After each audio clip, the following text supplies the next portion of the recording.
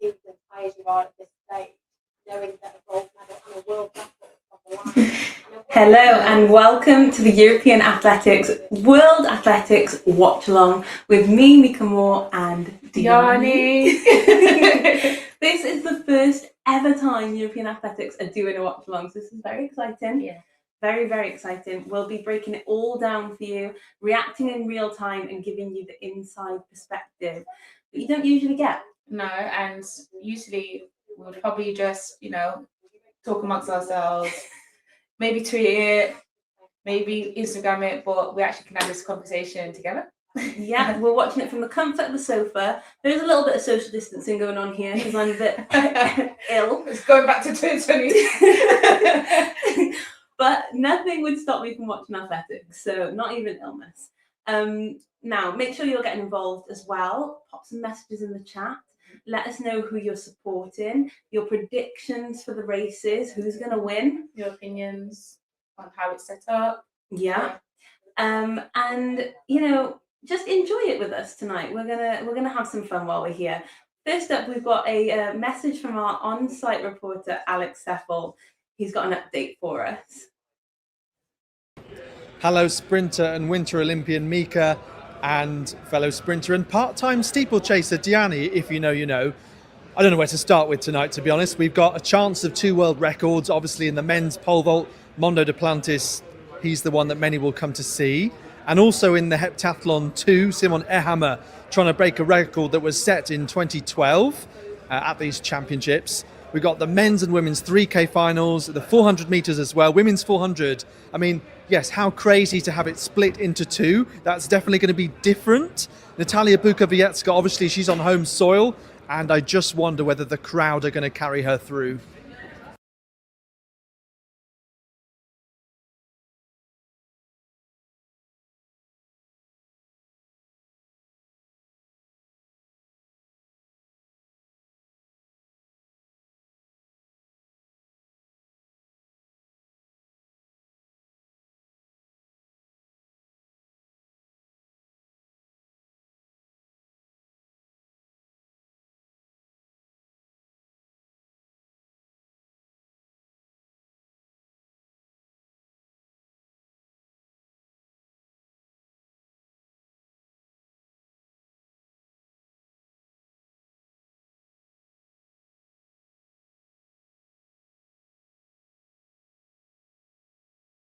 Job. I don't discriminate on those events. I will watch the 3000. I will sit and watch them do it. I'm pretty sure there's been occasions. So Diana competes for Birchfield Harriers, based in the UK, and I did a very long time ago.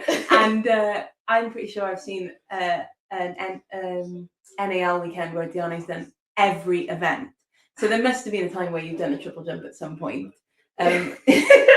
Just for the points. What? I haven't done that, but don't get any ideas, Miss Kelly Southerton. If you're watching this, I am not asking the dropping. But yeah, when Seb said part-time steeplechase, I can explain that. I needed points, and I had to do I think it's 2,000 meter steeplechase as a 60, 100, 200 meter sprinter. And I was like, you know what? It's a jog. And I was hopping over the hurdles like it was like I was, if you was just like skateboarding, I was just like parkour. Yeah. I had no idea how to hurdle. I was just like one hand on, jump. Yeah. Okay, so now we've been watching the stream in the background here. We've just seen Ehammer Smash it. complete the men's Yeah. heptathlon, Yeah. 1,000-meter event. He needed, what did we say he needed? 2:43. 2:46.26 to get a world record, and he smashed that. 2:41, isn't it? Yeah. Yeah. He now typically in heptathlon we see that, you know, they're not necessarily incredible at every event. Yeah, it's like average. You kind of average out. But Right, he's yeah. been a firm favourite throughout the whole competition. Yeah. His hurdles. Did you see that earlier this morning? 69. Yeah, which is fast for heptathlete. Well, decathlete and is a decathlete, but heptathlete is like really fast because they're averaging at like 6'9". Mm-hmm. So him doing 6'6", he can actually, if he really wants to focus on the sprints. Well, and what was interesting was after the men's, after his hurdles race, the men's 60-meter hurdles came up, and apparently he was in the stadium watching the results, seeing where he would have ranked in each race. Because he got 7'5". Yeah, he was fast. But I saw that and I was thinking, okay, he actually, you know who he's like, Visser, Nikki Visser. Yeah. She could do the heptathlon, but then she also could specify, which she did in the hurdles. Yeah. So then I'm glad she did because she is executing an event that she's really good at, as well as being multi-talented. So it kind of reminds me of her in a way. Yeah. Yeah. Now, watching the stream now, we've got the women's 3,000-meter final. Oh yeah, the Italian Yeah. So if we have a look at the start list here, obviously someone that we're looking out for, Battocletti from Italy. Yeah. She's basically, if she gets this in the bag, she's first Italian woman to get the gold medal in this event, and that means she'll be the people's princess. Really, I think she's already the people's princess.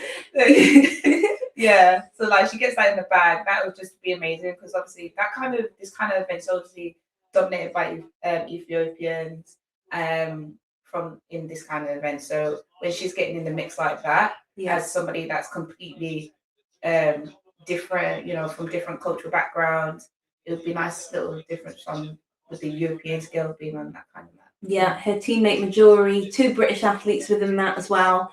But obviously going up against the rest of the world, these girls are going to have a difficult.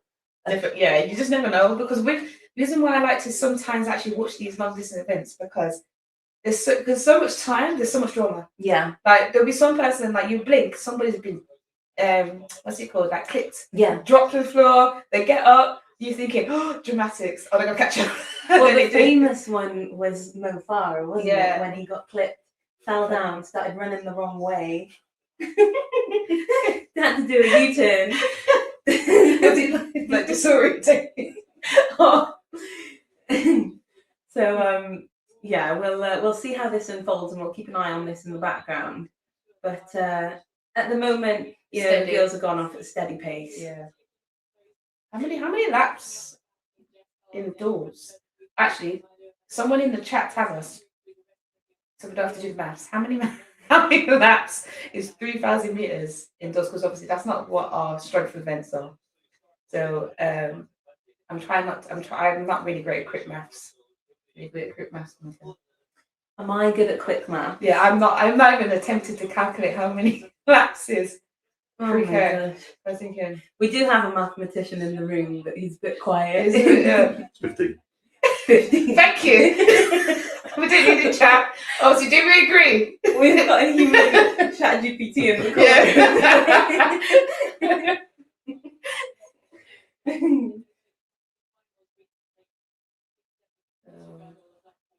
Yeah, they're all quite close together.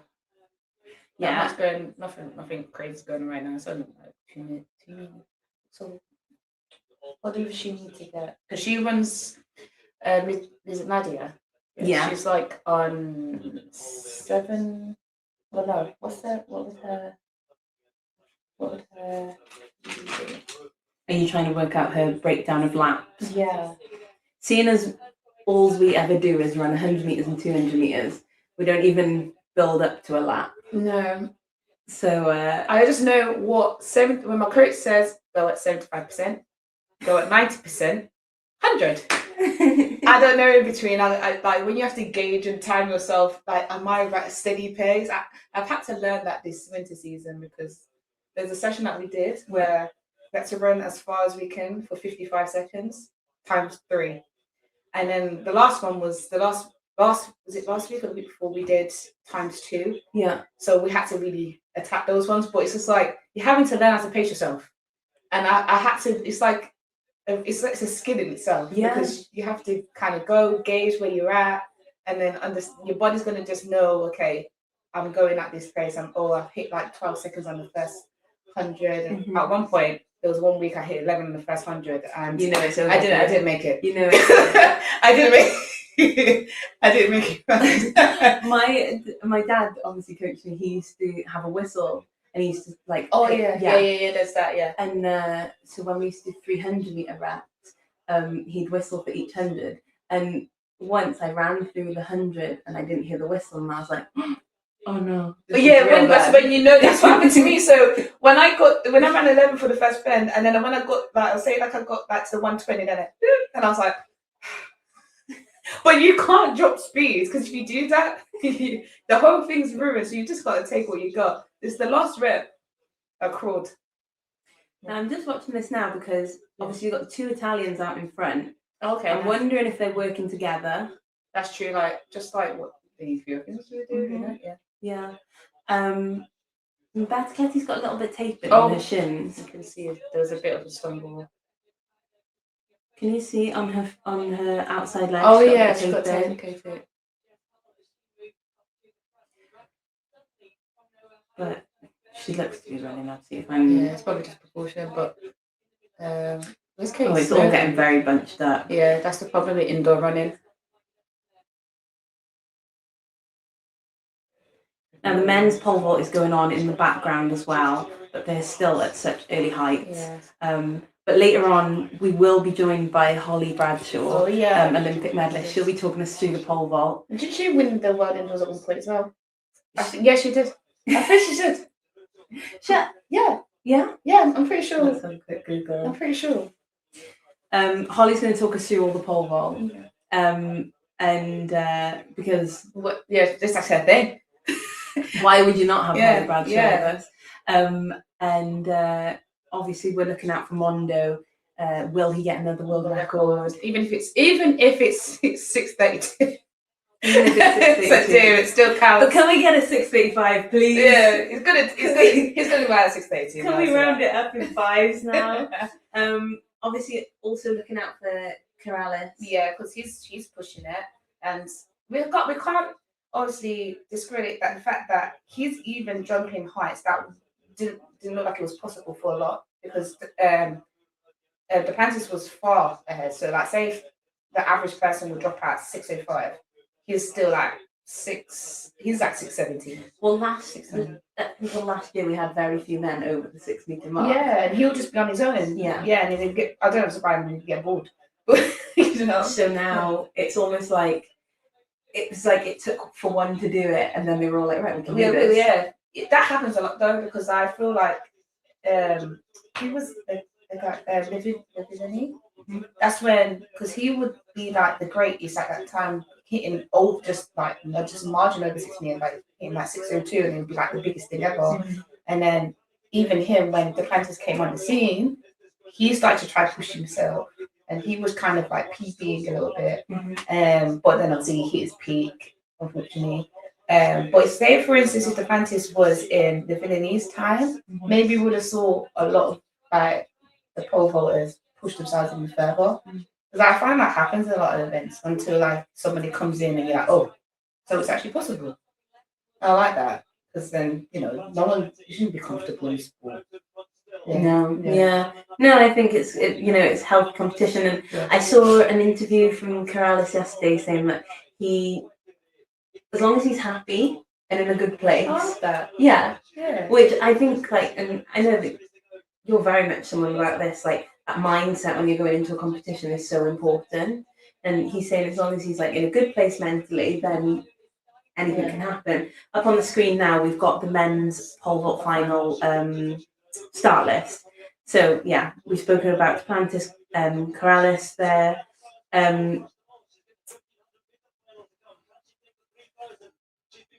Guttormson went Yeah, that's 6:06 this year as well. So there's quite a few men over 6 meters. Yeah. Okay, look, Battocletti's coming. She's coming. Battocletti. Oh wow. She's gone. She's gone. She's doing it. She really pushed out those last few laps. She's taken the gold. People's princess. Italian people's princess. Wow, she smashed it. That was somebody that knew they could do it. 8:57.64. She's Strapped up, yeah. She did it though. Sometimes, when people tape, do you feel like, because who I've noticed that tape themselves a lot in the meets is Iwa, Svoboda. Yeah, But then Svoboda. she will look, but she will execute. So I don't know if it's like A psychological. yeah. Yeah.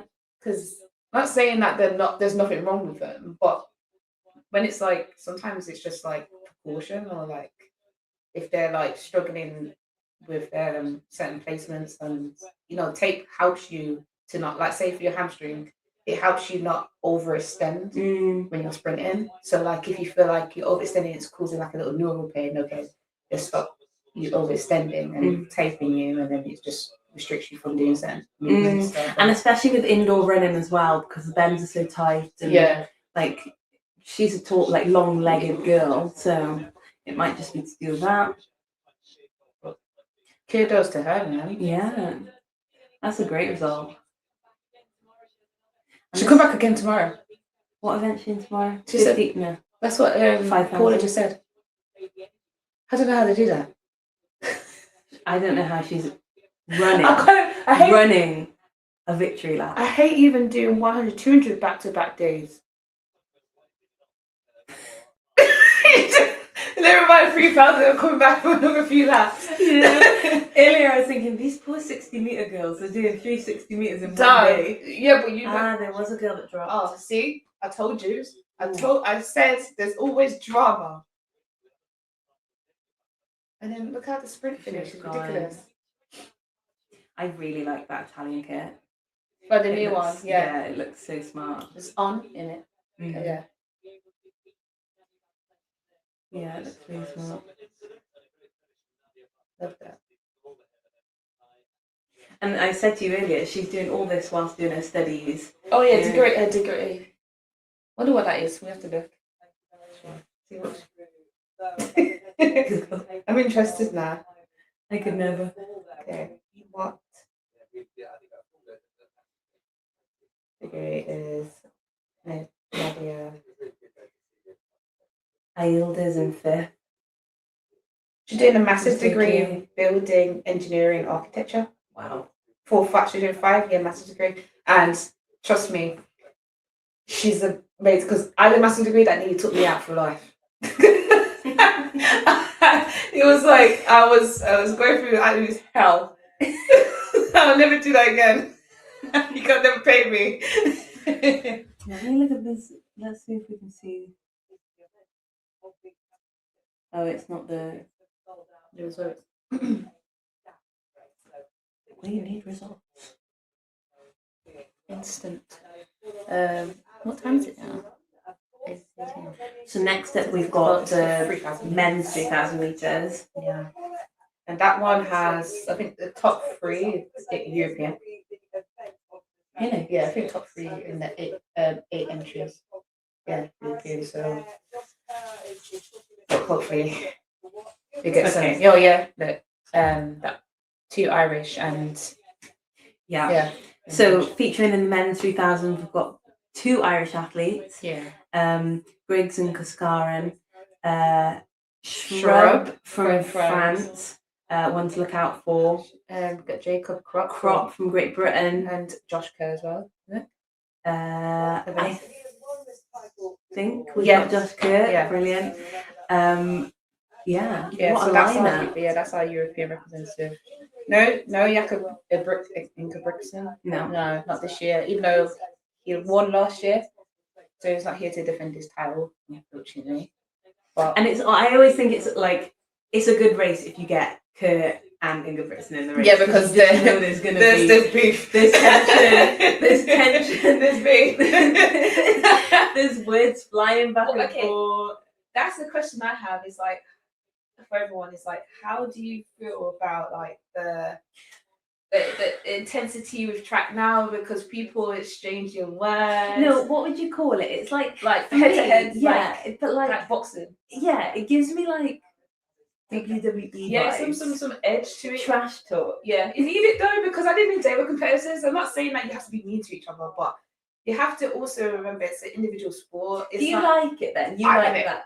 You like that boost of like? because I watch UFC. Yeah, I watch people go like this with their faces and all that. Like, yeah. and I'm like, yeah, just have it. Because obviously Noah Lyles is the famous one for it. Yeah, He's he like is, yeah. really tried to like boost the intensity of like making characters Yeah. of like Making people feel athletes. You because know, even like even when Usain Bolt was racing and Ryan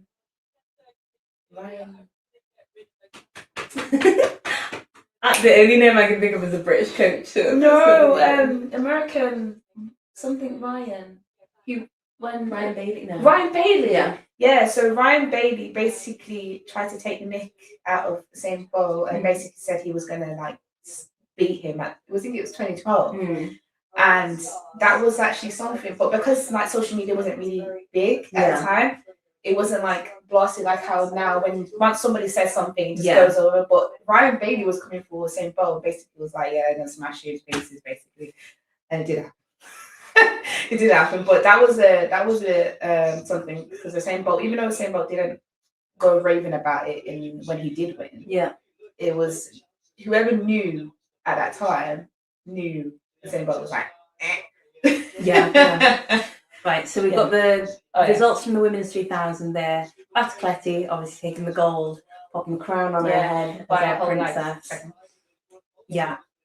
A big distance. Yeah. And then McKay and Hull in the bronze medal.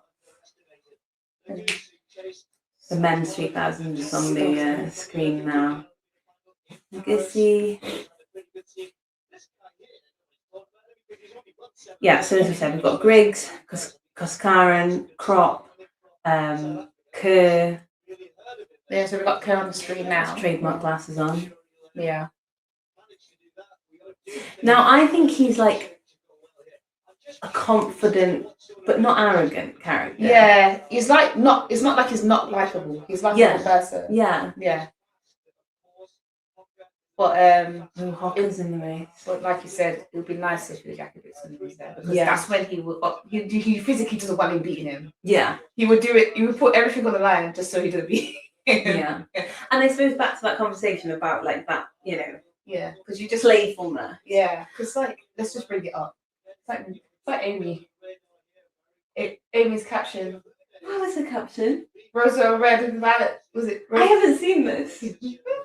Shall I? Where am I looking? Go. I've got too many phones. No, I don't know where to go. When it was like, obviously with the British champs, and it was head to head, Dina and Amy. You know, for that final, that British champs, and Dina got the one up at that moment, and then obviously after that, Amy's captured. Loved it. Slay. Rosa red, violet blue. Something about basically coming back to, you know, I can't remember it word for word. I didn't study it, guys. You're gonna have to find it. Yeah, I can't find it right now. Where else, guys? I'll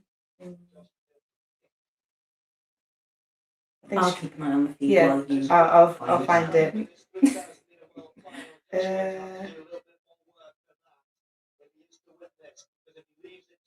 Roses are red, violets are blue, revenge is coming, I'll see you soon.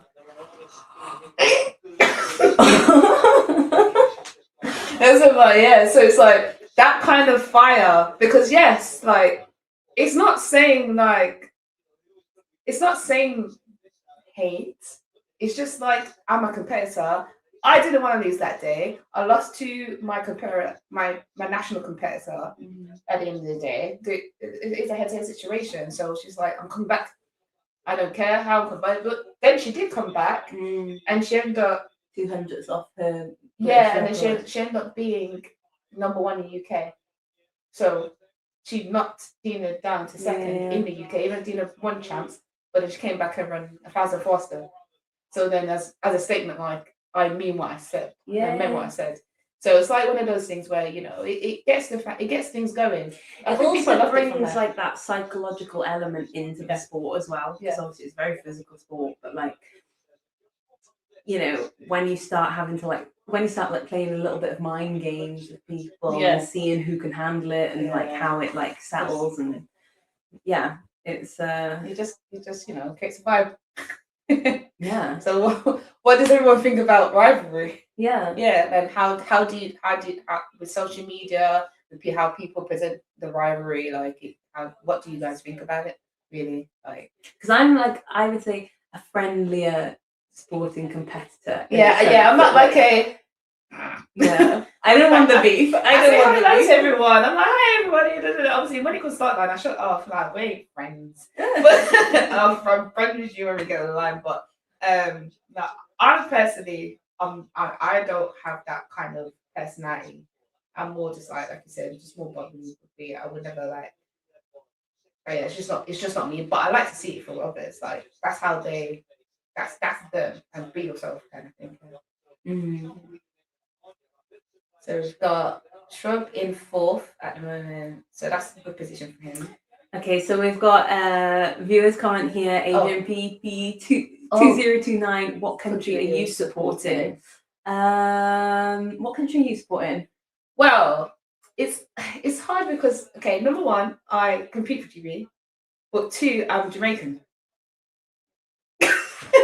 So I'm supporting. Can we support more than one? Yeah, please. Yeah, we're gonna support more than one. We want to say both. No, do you know what? Like you said earlier, that you're a 60-meter sprinter, but you enjoy watching triple jump and the jumps events. I think it's similar in that sense. Like, I think I can appreciate small nations at world events. Yeah. So I really like watching small nations do well. Just like Rojas doing it for Venezuela. Like, there's not like much Venezuelan athletes on the scene like Rojas. So like, I would back her in triple jump. Like, I love watching her. Yeah. Because when you see a athlete coming from a big federation, a big nation, you know that they've got like fantastic backing and great organization around them. Like for example, the USA, they've got from when that team has tiers, they have a C team. Yeah. You have that much people that you have C team. And although it's spoken about, you know, how hard it is to make that team anyway, but if you have an athlete that's from a small federation that might be the only athlete representing that nation at this World Championships, I just think, exactly. I just think it's like, you know that it's taken so much for them to get to there. So I think probably if I can have more than one nation to support, then it would be any small nation. But obviously also Great Britain and Jamaica. You know, sitting bloodline, sitting on our heritage.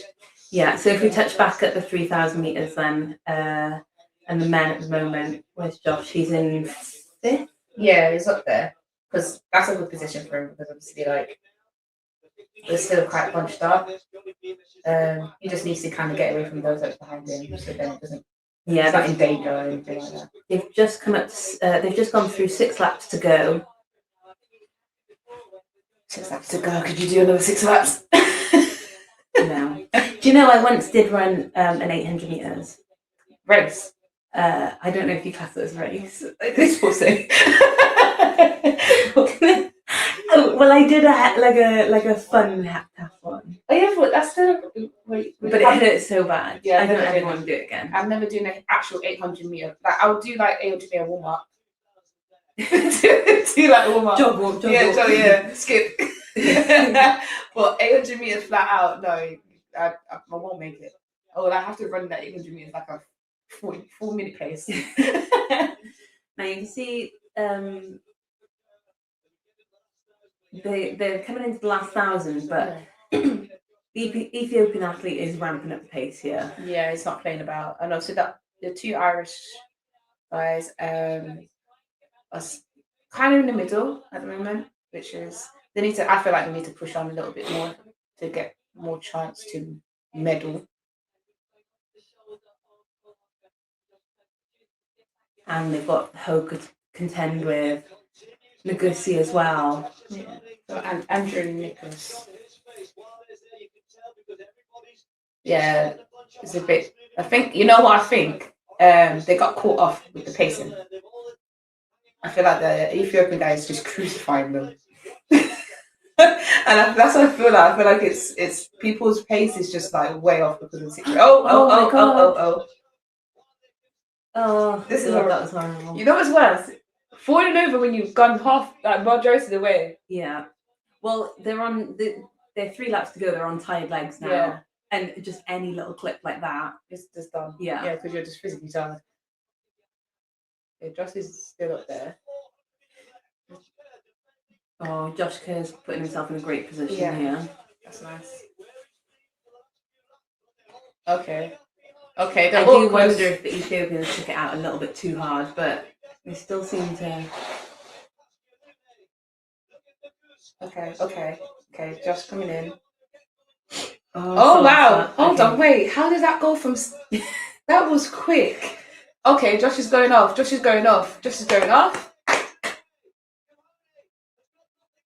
Come on, let's go. And then Oh, and who's? Oh, no, it's Hoka. It's run. Hoka. Run! Oh no! He's gonna do it again. Oh my! Oh, he's got his one. Oh, Way! And you know what's so funny? Josh was not even in the high rankings of the situation coming in. he wasn't. No. Season's best. Shrub came third. So we had 2 European medalists. Do you know what? I thought Shrub took that on the line, but it was Yeah. Hendrick. That's The photo finish. Well done. Season's best, yeah. The season's best he came in was like 7:37, I think. Yeah. So you never know. It doesn't even matter. When you're coming into these events, you don't even matter if you're leading. I think it's so 8th. important Yeah. not to like worry about where you are getting into the event. Like as long as you've gotten there, then like you make it happen. Because I noticed this actually with Svoboda in the women's 60-meter heats. Like, all right, we know she's a fantastic 60-meter runner. But this season, we haven't really seen it from her. Yeah. But through the rounds, she'll just keep getting better and better, especially at like a home champs as well. Mm. Yeah, because she won it. Did she win it to them before? I think that was a year when she was just running 6'9", like for joke. Mm. Yeah. Oh, that's a fantastic win for Josh Kerr. Yeah. He wasn't actually. I don't think he was question 2 with. No, that did get us a bit stressed then. Yeah. At least he knows he's got supporters. Because obviously Hoka at the Olympics just had that fantastic finish, and I thought, oh my gosh, he's going to do it again here. He was flying around that top band. Yeah, wow. Yeah, that's. But he just didn't quite there wasn't enough space. Indoor finish is different, isn't it? Especially, It comes so quickly. You come off that finish and you've got all of 40 meters. You got no wind in your back, anything like that. Yeah. Oh, so yeah, that was good. Yeah, his timing was great. He didn't actually run at the Ethiopian's pace. He just it might have just matched him. did his own race.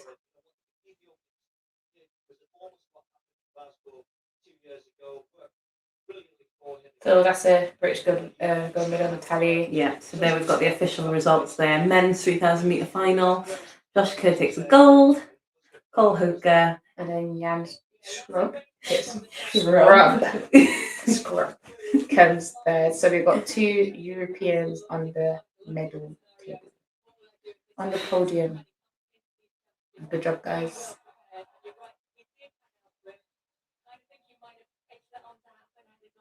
Is it the colour scheme? And Cole's like hair down for these pictures. They're just all colourful with it as well. Okay, so where are we on the table now? Hopefully they get to show the triple jump. Yeah. Because that's coming up in 4 minutes. Starting in 4 minutes.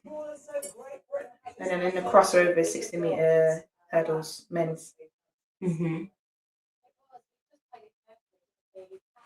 We've also got Tom. No, we haven't. No, have we got Tom on site?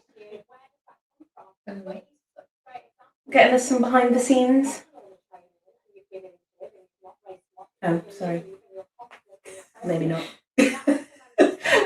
False alarm, guys. Scrap that.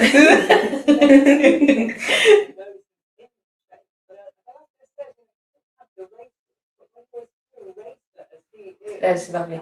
So hopefully, like, we know that Josh Kerr that trains in America.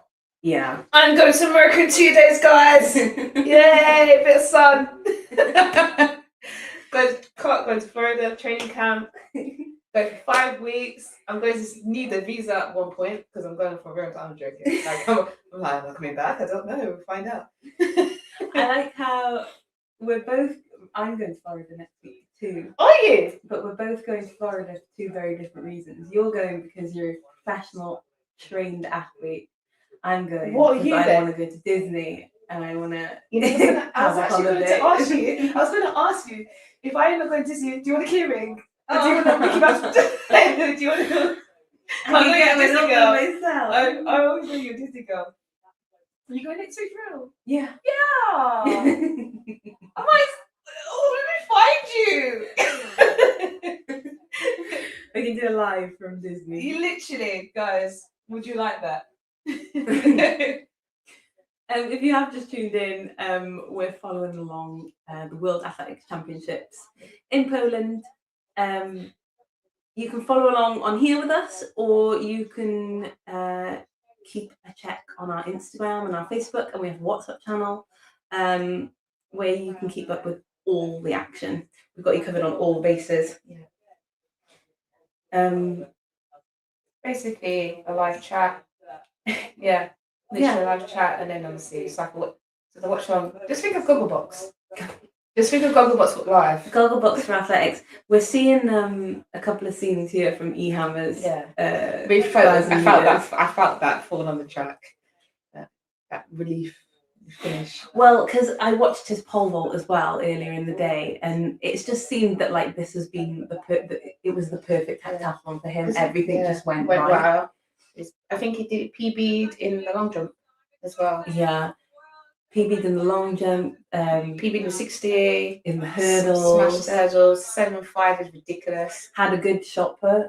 Did you? I didn't miss that one. And I think the only one that was like a little bit not ideal was his high jump, where I think he went out a little bit earlier than expected. But still didn't do anything towards the world records. I guess so. Like he still smashed it. Still got what he needed to get. Because at that point, because he's won previously, it's like, okay, what do I do next? Do I just win again? No, I had a world record to it. So you can see like his goals just keep going up. So what's he going to do now? Mm-hmm. What's he going to? Oh, like the World Ultimate Championships as well. Like, you know, he might smash it. Mm-hmm. Well, just a few moments ago, Josh Kerr's made his way up the Yeah. steps. So soon. So literally the triple jump women start Very shortly. Yeah. Now we were just talking about Ehammer there, and I think we've got a video from David and Alex with Ehammer's reaction. So let's check that out. Well, Alex, we've just seen a world record, and for a European no less, Simon Ehammer with a heptathlon new world record. Incredible. You were watching that last race, as was I. The 1,000 metres, we knew the time he needed, and he's only gone out and smashed it. Yeah, it was 2:43.2 that he needed, and he did 2:41. So phenomenal. And they're always trudging around, you know, at the end of long 2 days of competition. Always tough. Slightly fewer events this time, thankfully. And absolutely smashed it, because the world record that everyone's come to see tonight, Mono Duplantis, so to have this one as well is just the icing on the cake, really. It had been a record set at these championships in 2012, and now he's pretty much smashed it. And of course, he's got scores like in the long jump, and the 60 hurdles, which would be pretty much at home in the individual events themselves. You know, you touched on there, I think the 60 metres especially was phenomenal, you know, a world best as well, and for Heptathlon. He's just been sensational over these last day and a half, and, you know, credit to him. Yes, and it will give him huge confidence, because often in the decathlon, you know, his day 2 isn't as strong, so he's sometimes lost a lead midway through those competitions. So looking ahead to Rome, looking ahead to Birmingham. We'd have loved the Rome sun, but we're hoping for a wee bit of sun. Absolutely, more Birmingham. canals than Venice. Exactly. And no, that'll be brilliant, because it will just give him a huge boost ahead of the outdoor season. Yeah. Well, there is plenty more of reactions coming from the mix zone, so stay tuned, and we're going to pass over back to you in the studio. Back to us in the studio. Oh, They're giving us like. No. Welcome to our studio.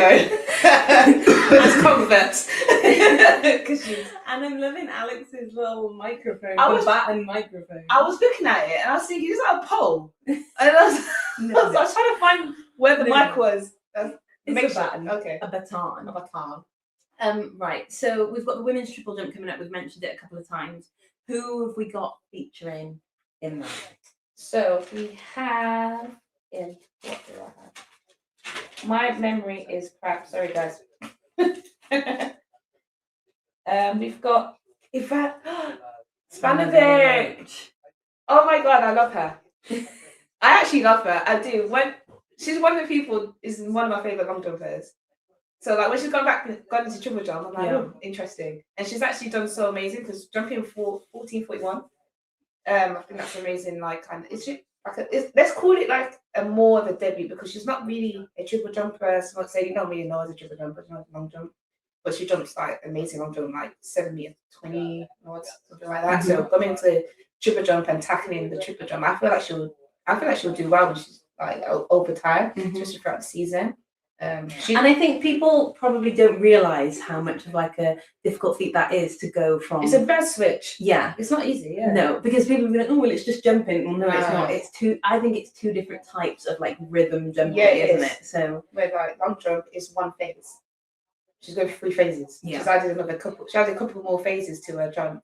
yeah, so she's a 2-time world indoor long jump champion. And yeah, Outdoor medalist as well. Outdoor champion. So she's really like, it's like, what can I do next? It's just like you. What can I do next? Obviously. let me do sick at that. Right. Also featuring in the women's triple jump, apart from Spanovic, who we love, we've got Rojas, Perez Hernandez, and Lafond as well. So we're talking about those smaller nations, but like incredible forces. These 3 girls, you know, they've won every global title there is to win, World Olympic and World Indoor, consistently between them since 2017. So it's just literally a battle for like, who takes that gold. That's big. So it's kind of like, so with Rojas, for her, it's like a mad comeback. Yeah. Because she's had a, you know, up and down for the past couple of years. Her injury that was quite big. Was it Achilles or something like that? I think. Yeah, bad injury. So it would be nice for her. Here we go. Yeah. Perez Hernandez. Yeah, I find that Cuba and those kind of nations always good at children. Always, I know. Yeah. Now she's only 24, and I don't know. Is this an event where you'd say, like, experience and time with the event is going to help, or do you think it's just? I think it's just talent. Because there's Georgia Ford Wells for GB, her debut. She's only 23. She jumped 13.91 this season, and her PB is 13.98. Right. So, you know, with this debut, it could be good for her as well. You know, even if just getting the top 8, it'd be nice for her as a under 23. There's quite a lot of younger competitors at this championship, and I think like a lot of them have exceeded their expectations already. Yeah. We saw it in the hurdles earlier. One of the South African men in the hurdles, massive PB, And maybe it's because it's like you're at this big championships, but there's no pressure on you Yeah, no, as a it's definitely- youngster. yeah. And then you're able to just like really get into it and showcase your ability then. Yeah, because there was a 16-year-old as well, that Italian 16-year-old girl, 60, Yeah. 7'2", running against Julian as an Olympian. Yeah. And at that age, that's huge because she was under 20. You're already at that next level. Yeah. And she competed on the big stage, handled it well. She didn't look like she crumbled at all. She was actually she knew what she was doing. She knew she meant business. She's like, I don't care my age. I'm allowed here. I was told I could come here, so I'm going to perform. And that's it's a nice like way to show it doesn't matter how old you are. Yeah. There's Julian now. There we go. 64. Warm up area on a race day. Intense. When you go to the championships, you don't really want to. It's like everyone's different as well. People have different routines. Some people are shy. Yeah. Some people like to isolate.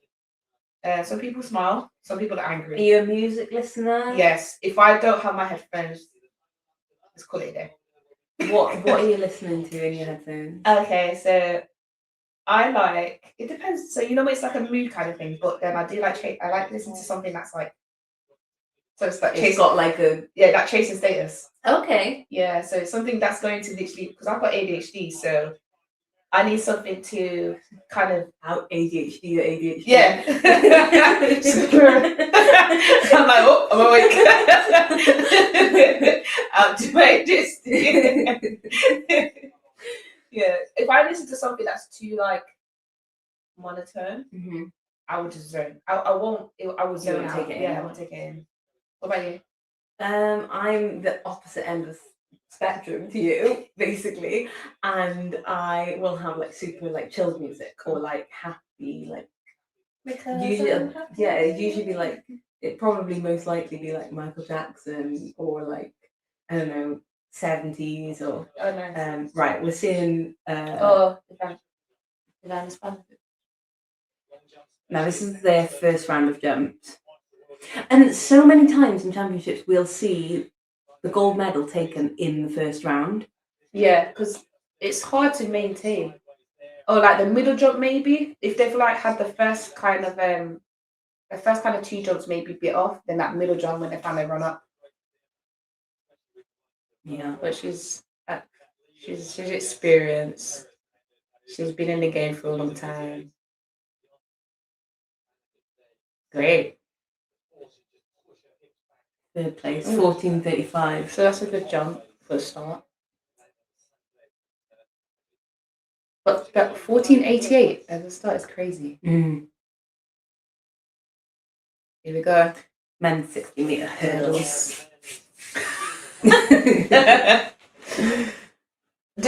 I'll be honest. Like sometimes the hurdles gives me anxiety. Like Well, this is the thing, isn't it? Because this is what I like about the hurdles, actually. And maybe sometimes I prefer watching the hurdles to the 60 meters because you have to go flat out every round. yeah, Because they can't pace it because they've got to. get over the hurdles. Yeah. Like, They've got like really the only bit they can slow down for is after that last hurdle.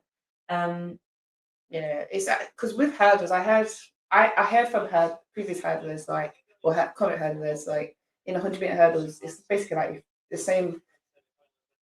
If you're running 200, it's that kind of it's kind of that same kind of effort. Yeah, Simonelli in the first semi-final. Did we just see the Polish athlete in lane 4? Yeah, but he might not be much of a threat in the situation. Martinez, obviously, he was somebody that was like in the mix before, but it's obviously not really in much, previous years. but Yeah, he was. He's much He hasn't quite found that form again. Yeah. And in his heat earlier, he didn't really get out That's not- very well. Right. I think maybe usually French are quite good at hurdles. Pascal. Mm. He's been injured over the past years. Though. Yeah, he's legendary. He's really cool. It's usually like I used to see all the French and the USA, batting him. yeah, USA have like great hurdles. Over the years, yeah, definitely. Obviously, Holloway's not here this year due to injury. True. He also plays golf. Hobbies. Right? Yeah. Oh, see?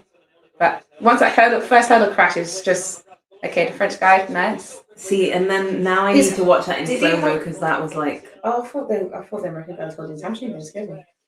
I think that steepness of that run out is too much. No, it's too much. Yeah.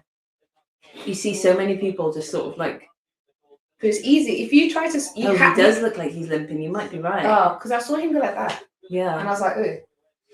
but But, he does look like he's limping. You have to allow yourself to run up. If you try to slow down running up, you will either fall, Yeah, or you really will pull hurt something. yourself.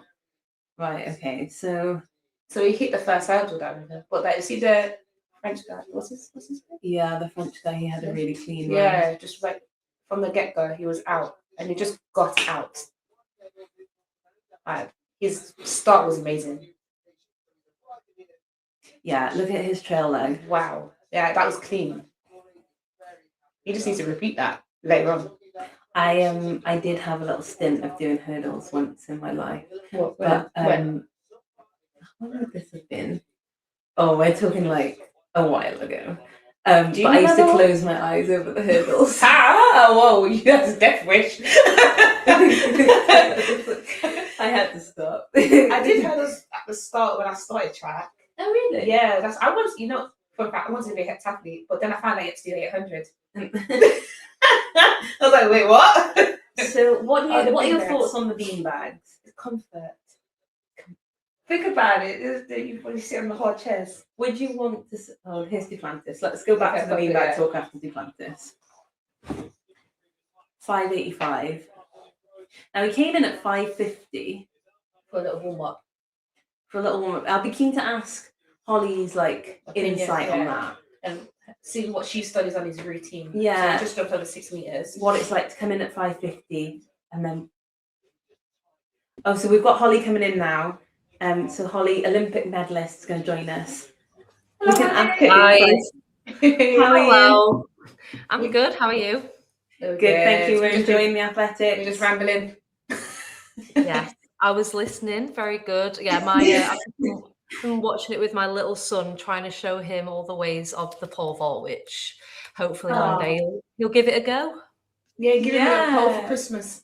We're keen to get your insight, Holly, on Duplantis then. So obviously he's come in at 550 and then again at 585. Is that difficult to do? Is it, I mean, it works with his routine, Yeah. but No, so for him, it's very much so within his bandwidth. So actually coming in at 550 is quite low for him, but I'm assuming he's like, I'm going to come in low, then skip a high, go to 85 and then skip to 6 meters. Because the thing is for him, he wants, every single time he comes through a competition, he's thinking about the world record. He's not really thinking about anything else. He's probably not even thinking about winning. He's thinking, I want to attempt the world record.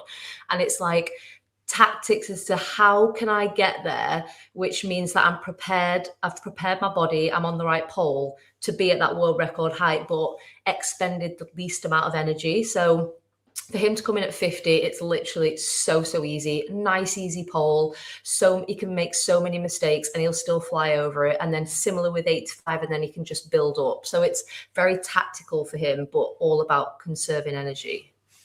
Okay. and you said about the pole there, like a nice, easy pole. Is at a competition of this level, does it come down to something as simple, not as simple, but you know, I don't know, that sounds silly, isn't it? As simple as the pole, but could that win and lose a competition? Yeah, and I mean, pole vault it's so technical, and it's only when you do it is you realize. So when you see them gripping on the pole, if he was to take one finger higher or one finger lower, it could completely change the way the Wow. pole reacts, the way the jump is. So they are so specific. And then Mondo being operating at the level he is, his poles will be only fractionally different. Like they'll probably all be the same length, but they'll go up in slightly different flexes. And basically the bigger the flex, the softer the pole. And he will be slightly tweaking the flex as he goes along to get a slightly stiffer pole, which basically returns more energy. But you couldn't just pick up his world record pole at the start of the competition. It's very much you've got to get your body ready. Each jump he's getting more and more prepared. He's sprinting a little bit faster and things like that. So it is a bit of a fine art and fine tuning as you go along. Yeah. Now we just saw Corrales fail an attempt at 6 meters. Okay. So will he know where exactly he's gone wrong in that jump? Or will he, go and have a sit down, talk to coach? Like, is it difficult to know that like it's happened at this point? Yeah, I think like 6 meters for a lot of these guys is still a really high bar. And now we look at Mondo and we're thinking, wow, 6:30, 6 meters, oh, it's nothing. 6 meters is a massive bar. There were years and years and years we'd see people that you maybe only one person would clear 6 meters in a whole season, or maybe even in a couple of years. And now Mondo's come along, he's changed the game. So 6 meters is still a high bar. I'm shocked that Corrales has failed at 6 meters because he is so dialed. And I watched his 95 clearance a couple minutes ago, and that was a beautiful clearance. I can see here on the scorecard that Kerr Marshall has cleared 6 meters first attempt.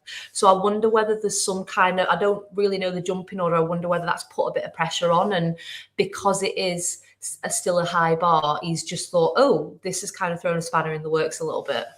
Yeah. And when you were competing, this isn't like, I'm just keen to know this. So will you, or would you have watched other people clearing heights, or will you just stay in your own bubble?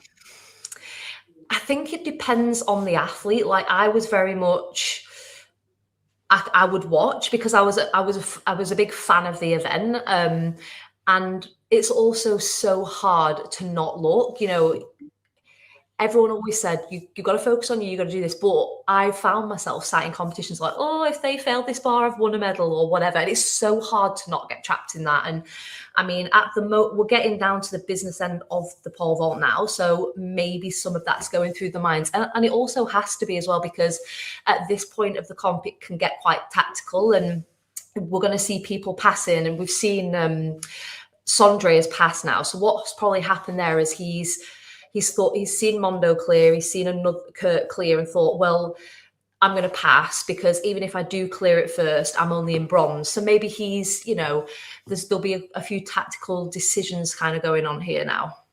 Yeah, you have to have like an eye on all, like, you almost can't ignore it because you've got to be immersed in what's going on.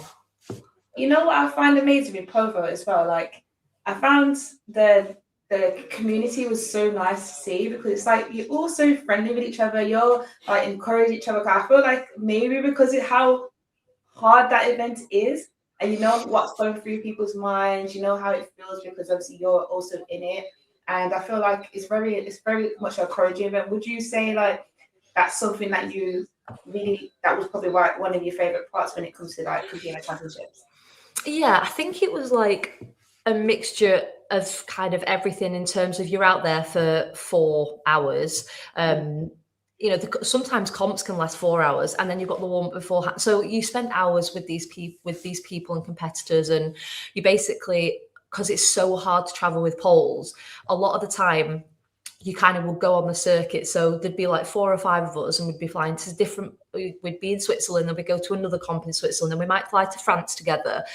So you still spending a lot of time together. And then there's also this shared acknowledgement of this is really hard what we're doing. It's really stressful. It's horrible flying with poles. You're having battles at the airport to try and get your poles on flight. So there's this acknowledgement that what we're doing is tricky, kind of on and off the track. And there's just that level of respect where everyone, we might as well have a good time together if we're going to spend hours together. It's back in the day when I was around in 2011, 2012, 2013, it wasn't like that at all. There was quite a heavy, Russian contingent, American contingent, Eastern European, kind of Ukraine and Germany.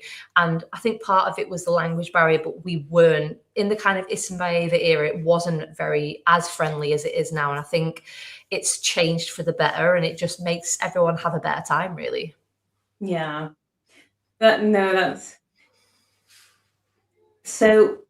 And sorry to cut you, Holly. We've got the 60-meter hurdles going on in the background, and we've just lost one of the athletes from Cyprus, disqualified from the race. Now, obviously, this is something that you, like, as a pole vaulter, they have to deal with as well. That there's races going on within the stadium, and the excitement of the races, but keeping yourself calm for your competition as well. But yeah, because you're having to stop. Like, say for instance, they're having to wait. You can't go yet. You're probably ready to go. And then, oh no, there's a race on. You're like, okay. Yeah, that was always tricky as like a field athlete. For medal presentations, for starts of races, you might be all psyched up, ready to go, and then they just don't take the cone off. So then you're kind of waiting around, and that is the thing is, it happens at every meet, so you kind of grow up getting used to it. But also, you might notice some of the athletes are actually starting on the track. So I saw a vault of Sondre earlier, and he went, and then the race just came straight back around. So he's probably got in his mind, I need to go because my time's running down, but I'm also on the track where athletes are running. Yeah. And we've just seen Nick Cunningham with personal best there. 7:35. And he won by a huge lead. Like, huge lead. Incredible. A good thing about this race is that Simonelli is still in the fastest loser spot. Yeah. But there's still one more semi-final to go. With Jako from Poland, who is a potential medalist as well. So looking forward to see him perform. Because I feel like with the final, once you get into a final, would you say as well for yourself, once you get into a final, it's just like, that is just whatever goes. At the moment, I've got to the point, I've done the winter training, I did nationals, British champs, made the team. Got to the championships, made the final. Now, whatever happens. That's how I look at things. Yeah, no, I've definitely felt like that for a lot of my career. I think it was just, there was a couple of champs that I kept finishing like 5th and then 4th and then 5th. And I was like, I'm so close that it almost, it wasn't like it wasn't enough to reach the final. But I think you do see this, with athletes out there, they'll finish like in the minor positions after the medals, and they are grateful to be there. But it's like, I'm so close time and time again. I just want to get on that podium now. I just saw Corrales has cleared 6 meters. Phew, so we got 3 over 6. By the way, this is unheard of in a competition to have this many guys attempting 6 meters. I think we have 8 still left in because we've had quite a few pass, but I think there's 3 clear and 4 more attempting 6, which I don't think has ever happened. So this is something me and Diani were talking about earlier, that there are now 5 men with season's best over 6 meters in the competition, which is that's not happened basically before. No, and so, I think, like I said, if you go back 5-6 years, kind of before Mondo, if you saw a 6 meter jump, you'd be like, wow, 6 meters, that's cool. Whereas now, 5 people with the season's best of 6 meters, and I think Mondo doing what he's doing has shown to other athletes, I think in the pole vault, I don't know whether it's like this in other events, probably is with like certain barriers, but the 5 meter barrier for the women and the 6 meter barrier for the men has always been like, wow, now that is like insane. And I think Mondo going 5:30 and whatever has just shown to the guys, well, 6 meters, it's really nothing. If Mondo can go 30 centimeters over, we can do it. And I think it's just a psychological thing. People are like, well, that's easy. We've just seen that Corrales jump now on our screen, and wow, he was miles over. And he's just relieved. Yeah. That doesn't surprise me. I watched a competition he was in recently, and he had 3. I think he did 20 or 21. So he was attempting 6:21 or 6:20. And he had 2 incredibly close attempts to the point where like he literally brushed it. And I thought, like I've seen so many of those bars stay on in other comps. So I think he's well capable of jumping like a 620 plus, which is crazy. So what's your predictions for this evening then? How high is Mondo going to go? Yeah. Well, Mondo broke the world record last week, or it's within the last 2 weeks at the Mondo Classic, so he's clearly in good shape. And I think the Mondo Classic is a very good setup, but he loves this runway. He's broke the world record here before. He loves jumping at a championship, so I think we could see him jump 632, which is, I'm assuming, what he's going to go once he's won the comp. I think Corrales will, judging his earlier jumps, is in incredible, like the thing is with pole vault, unless you're Mondo, it depends how you kind of turn up on the day. And Corrales has been getting better and better at being much more consistent. And what I saw from his earlier jumps is he's definitely in 6 meter plus shape. So I think we could probably see him get close to 620, depending on what the progressions go through. So I think it'll definitely be Mondo.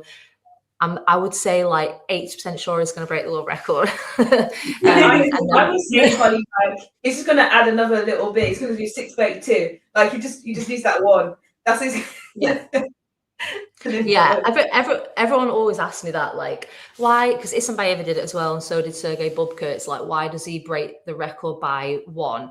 And I think the high jump and the pole vault, it's a unique event in which you can actually do that. With the long jump, all the other field event, you're not really in control of breaking it by 1 centimeter.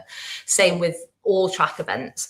But I think it's just is, it depends on your philosophy. And when you're getting paid the amount of money that you are to break a world record, you don't want to put 10 centimeters on it, because then think of all those money opportunities. And it depends what you think, because I was very much of the thought of, I'm going to jump as high as I can in the moment, because tomorrow I could break my leg and never pole vault ever again. And I'd always have in the back of my mind, I knew I could have jumped higher. And I remember when I jumped, I took my personal best and the British record from 71 to 87. Now, if you think that's a massive jump, and I could have done it 1 centimeter at a time, but chances are I probably wouldn't have, and maybe I wouldn't have ever cleared 87 again. So I was very much of the opinion, I'm just going to go as high as I can on every single day and see what happens. I'm going to give you it all. Yeah. Holly, thank you very much for your insight. You've been fabulous. Yes. We're going to tune back into the 60-meter hurdles now, and we'll catch back up with you later. Thank you, Holly. Thank you. Okay, so we've just seen semi-final 3. Jakob on his home stage track. Didn't have a great start, but he didn't panic. Didn't panic. Came through for the finish, and what, in a 47 was it, or 45? Was it 43? Oh, let's have a look. Oh, look at his blocks; they moved. And he just clipped hurdle 1 as well. Yeah, it looked like a messy one for him, but I think it's one of the ones, like I said, game for the rounds, and once you get to the final, it's like, okay. I think especially with it being a home game, a home champ. Yeah, it's very intense.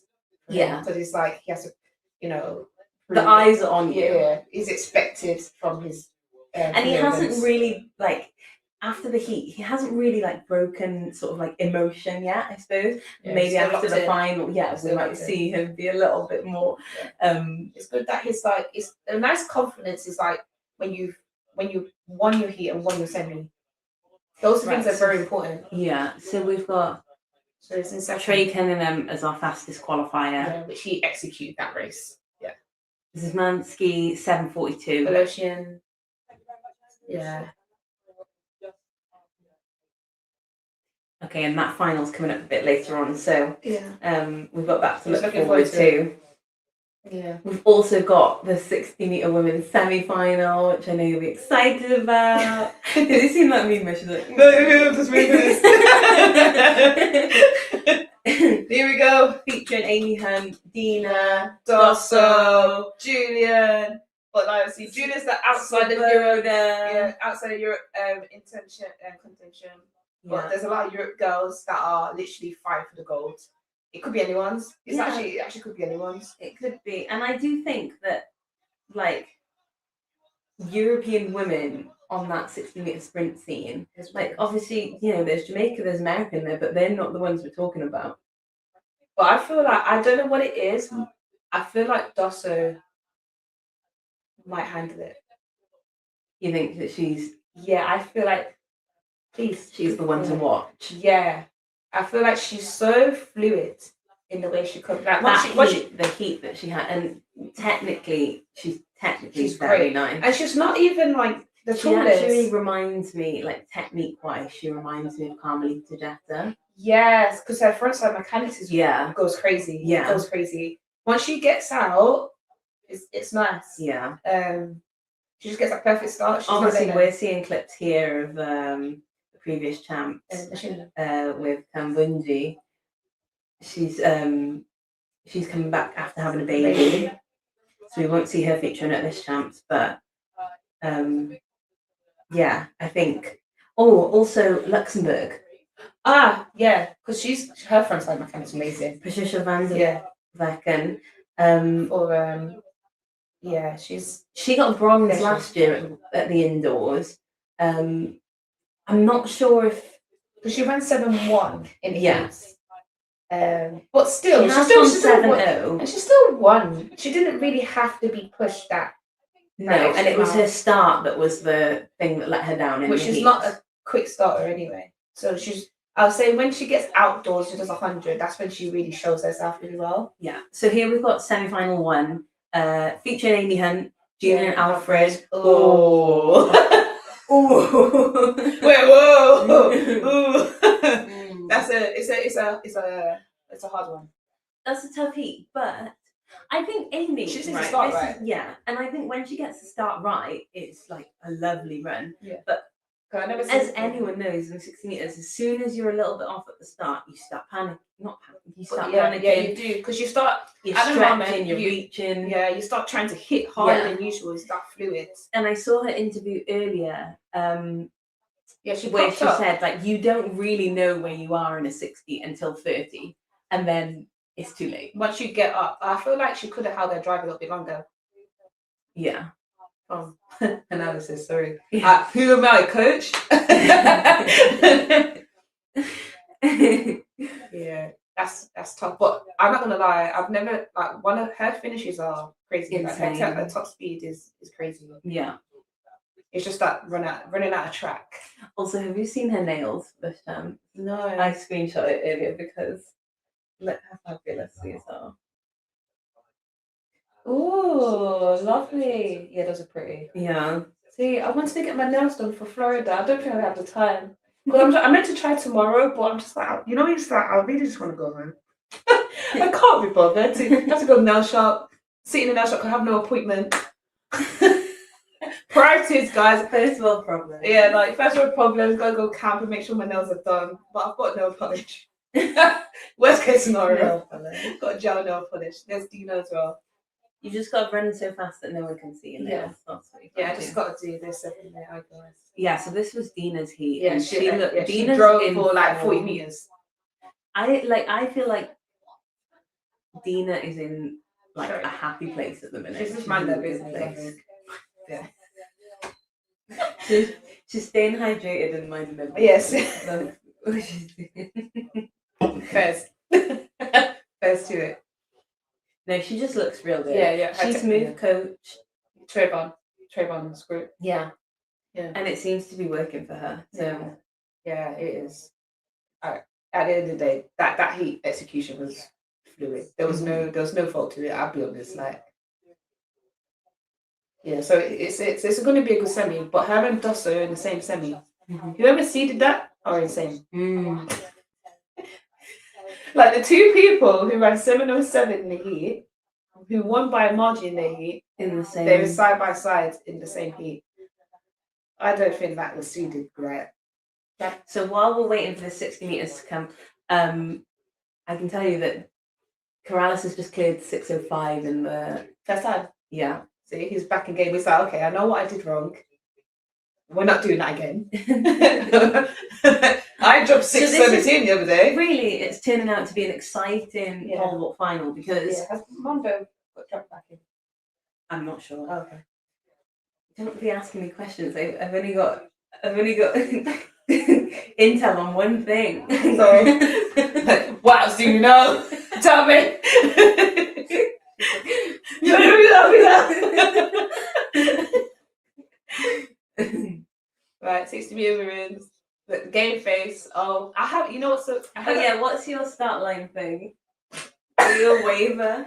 You know what? I'm a wave. I do wave, but I do Or are have you that. serious? I have a series. A comment comes on, I go like. It's like, you know, if you fake hello to somebody. Yeah. Like if you're like. Oh, I'm a. You know what? When we've raced at Champs and in a 60, you did do that, and I was like, it was so funny. Like, I actually have the footage in my phone. See, like, she's happier than I look. I think, ultimately the Americans are always going to be a threat when it comes to this. You just got, like, the 60 meters, like we said, it's about execution. Yeah, it's a testament to how your first half of the race is going to be outdoors. So see this lady from Jamaica. Is it listed? Yeah. The duck, she had a PB in the heat. Yeah. That's a good start, because it's really hard. It's really hard to PB in heats because you're having to, especially when it's an early morning heat. Yeah, you're having to wake up, and your body needs to adjust to the fact that you're actually at a championship. Yeah. And get rid of those first round nerves. Yeah. This is going to be the race. Yeah, Amy just needs to just start. That's it. We got any time predictions? 7:0.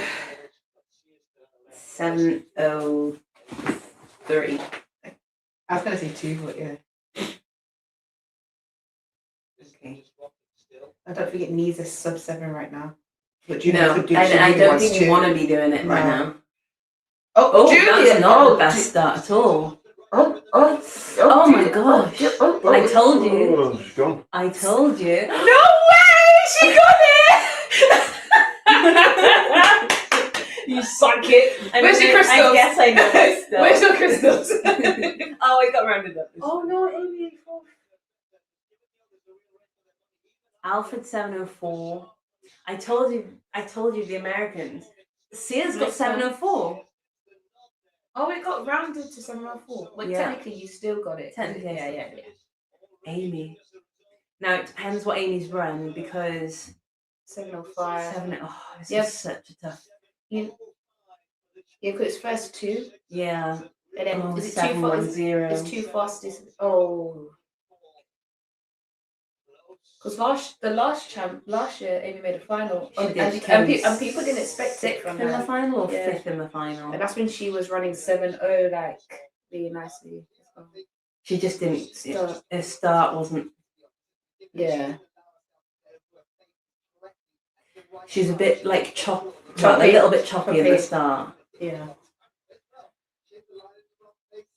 Because Julian, she didn't start really well, but she really took her time to come out the drive. Yeah. She didn't think, yeah. Well, that happens a lot when you think, crap, where am I?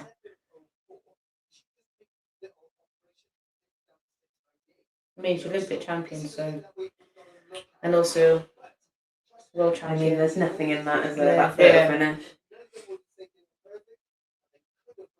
But I feel like the Jamaican girl, she will get through because 7:05 in a fastest leader spot. That's huge. Right, so we're back. The beanbags. I personally wouldn't want to sit on a beanbag to wait to see if I've qualified for a race. But you know what's so funny? Especially when you've got your final in all of an hour's time. But they always make them sit in sections because even though the championship's outdoors, they'll sit in a section and we wait for 2 other heats whilst they're just sitting there. Yeah. And then they're kind of sometimes I see them when the camera comes back, they'll just be walking around in the little waiting area. But I would say it's weird because it's just so out in the open. You just plant in right in the track. Literally next to the finish line. You're just planting at the end of the track, so you just get in. What's it called? VIP views. VIP of the VIP. Right, so we're just seeing. That was a big clear. Flying over these guys. Hey, look at that gap. Okay, that. Come on. Come That's on. like, He just flew himself over. do you know what? Sometimes, you know, they have like these different ideas for how they want to do the events. Yeah. Like with long jump, they want to give them a different like board and like, Yeah. you know. My idea would be you have the pole vaulters, jump over a bar, but the bar doesn't matter, and then they laser beam where they've actually jumped To see how far. Yeah. I feel like the bar though, you know when like, let's say your brain's targeting something, so you're more likely to get over something. Yeah, so you need a target, but then you want to see how. because the Oh, height I that get, he I just get, got I over get what that, you mean. yeah. So to see what he actually really just did. His like projected jump. Oh, okay, yeah, because that was huge. That's a big one. That was probably around his PB. Yeah. I understand what you mean now. Yeah.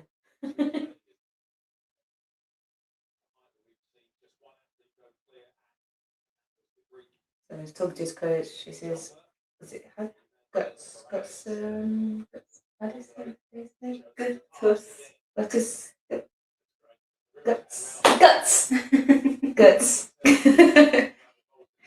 I feel like, you know, I used to be like, oh, I want to jump because I want to be able to do. You need to do that on the sprint start. I like the mustache.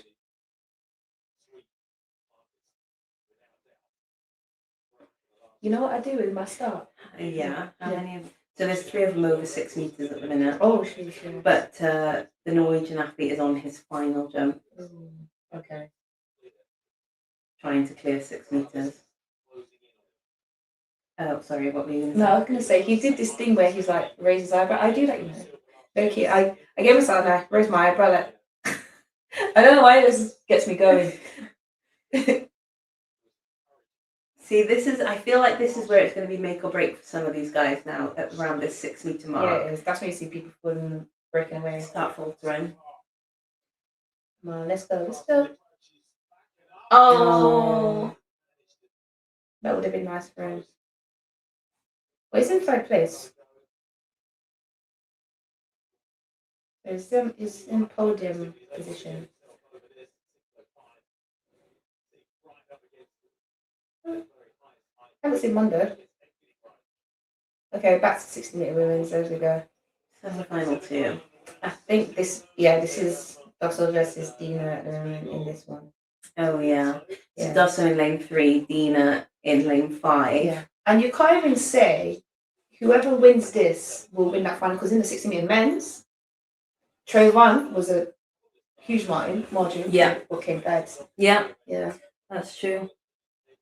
And I think it does a little bit have to do with the turnaround. Yeah, because it's short. It's like, even in terms of sprinting, it's a short turnaround. Blink. Because at the end of the day, you need to, even though it's a short distance, you have to take in the consideration of warm downs, and all that stuff is taking a lot out of you. Ultimately, as we know, they're going to have a call room of at least 20 minutes. Yeah. There's going to be 2 call rooms. Yeah. So they'll go back to the warm-up area. They'll probably have about 20-25 minutes before they go back into the call room. And it's not even like the call area is just around the corner. It's a bit of a walk. It's not. It's never something that you just go down and you're there. It's you're walking sometimes for like 10 minutes. Just get back. And it's always the coldest part of the stadium.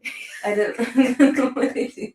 I end up taking like 2-3 coats in with me. You have to get your stuff first. You never got back to the warm-up area. You get your stuff where you have.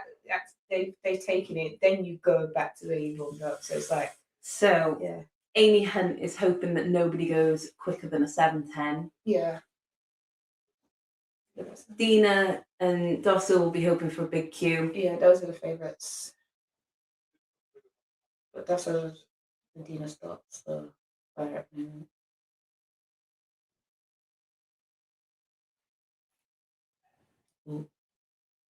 Oof. Dosso. Dina didn't get out. Go on. Okay, so they're both safe. 7 dead. She's gonna fly in the final. Dosso. 7 dead. 7 flat. Dina 7:03 national record. Yeah, she matched the same. Okay, she matched her PB basically. Okay. Amy Hunt. She's Amy made Hunt's it. all right. Okay, not maybe. Amy Hunt's all right She's for got now. one. She's got one more.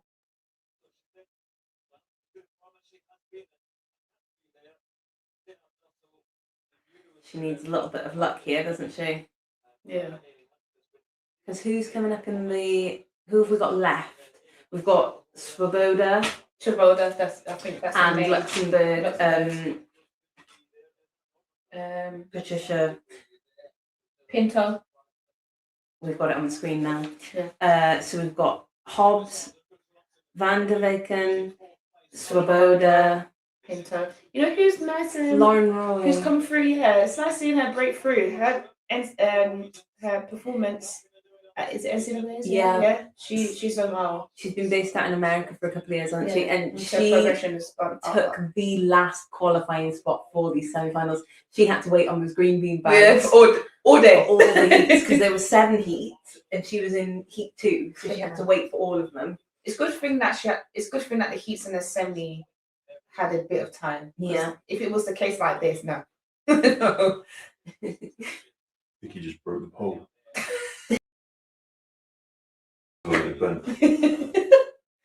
Oh no. Oh. I'm so I know.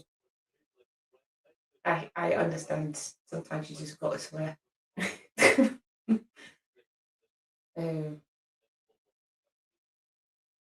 think that's Guttersman out of men's pole vault final. Wallace versus Mr. Mondes coming back in. Mr. He'll be coming back in. Something big. Did you see that he also he sings? I haven't seen that he's saying. I was like, you're a musician as well. I think he's released 2 songs now? Yeah. It's like he's in a band or something. He gives his songs give me Justin Bieber vibes. Yeah, I'll see that like indie-ish. Yeah. Like like the boys in the garage. Yeah. I mean, I think it's really healthy to have another Something- hobby. yeah, something else, yeah. Another. But it's so different.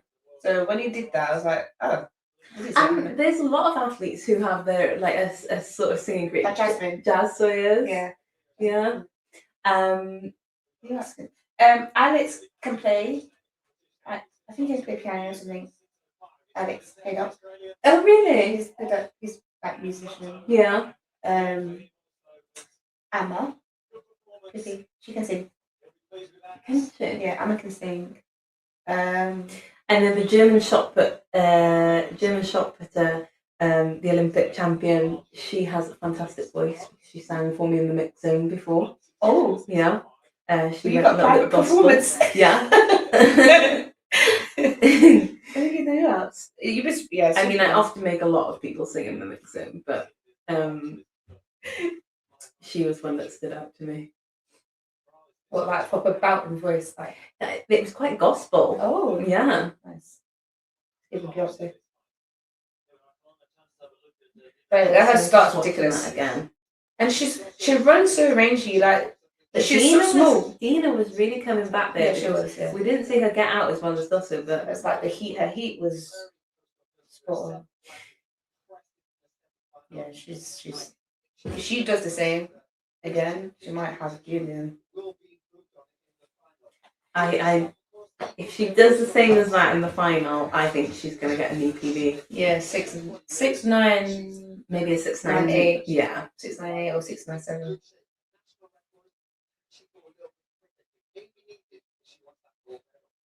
Yeah. Amy is definitely doing the British thing there of just making conversation, isn't she? So, polite. how about the weather? Bloody great weather we're having, isn't it? I can't wait to go home and have a bath.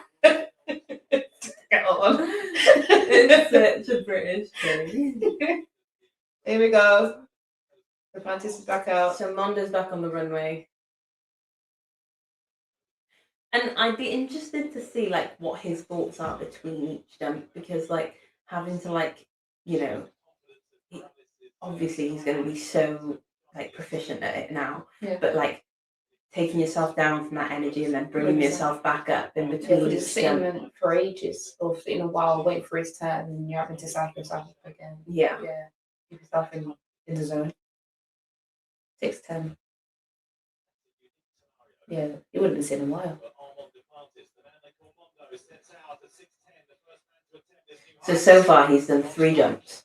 Shoo, he That's goes his so. fourth. I'm so sorry, but he gets it so fast. Yeah. Like he's. Well, Launches. we watched him do the race against Carsten. Oh, yeah, he's fast. as So well. we know that he has speed, and that's like one of his biggest like skills, I guess, in pole vault is that he's got way speed. faster. Yeah. So maybe that probably is part of the key to pole vaulters working on speed endurance. Because maybe they didn't feel like that was an element they needed to focus on too much. And maybe there was a lot with the technical work. Maybe like it's okay to do a bit more sprint training to really work on your.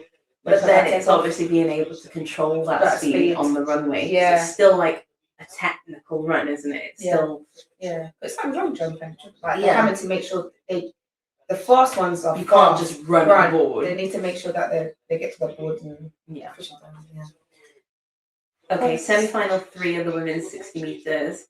As we said, we've got Smith as well. she looks very good in the heat. And she broke through really from last year's Tokyo relay team. Yeah. Yeah. Van der Becken, Swoboda, Bestu, who matched her PB in the heat. Yeah, same, yeah. Yeah, 7:18, which I This think is she's loaded. run This is- 3 years on the trot. This is loaded heat actually. This is a tricky heat, and this is the one that I think Amy's going to be a little bit more worried about. Because they're all going to be racing. Yeah. They're all racing each other. Yeah, this is good. Swoboda is just such a fun athlete. She's just always happy. She is. And even when she's like not won, she's like She's happy for others. yeah. Which is just like such a sweet trait. Yeah. I mean, to me, this is crazy now. She's been sat there for what, 10 minutes? No tracksuit. Oh, yeah, they should give like you know what they should do? blanket. I'm about to say they should start giving blankets now. Because I guarantee it's not that hot in there. No. Look at her nails. Oh yeah, she is good. She always has her nails done. I should be ashamed. I don't think I could run with nails. Yeah, but your nails are not. I have nothing. I don't usually.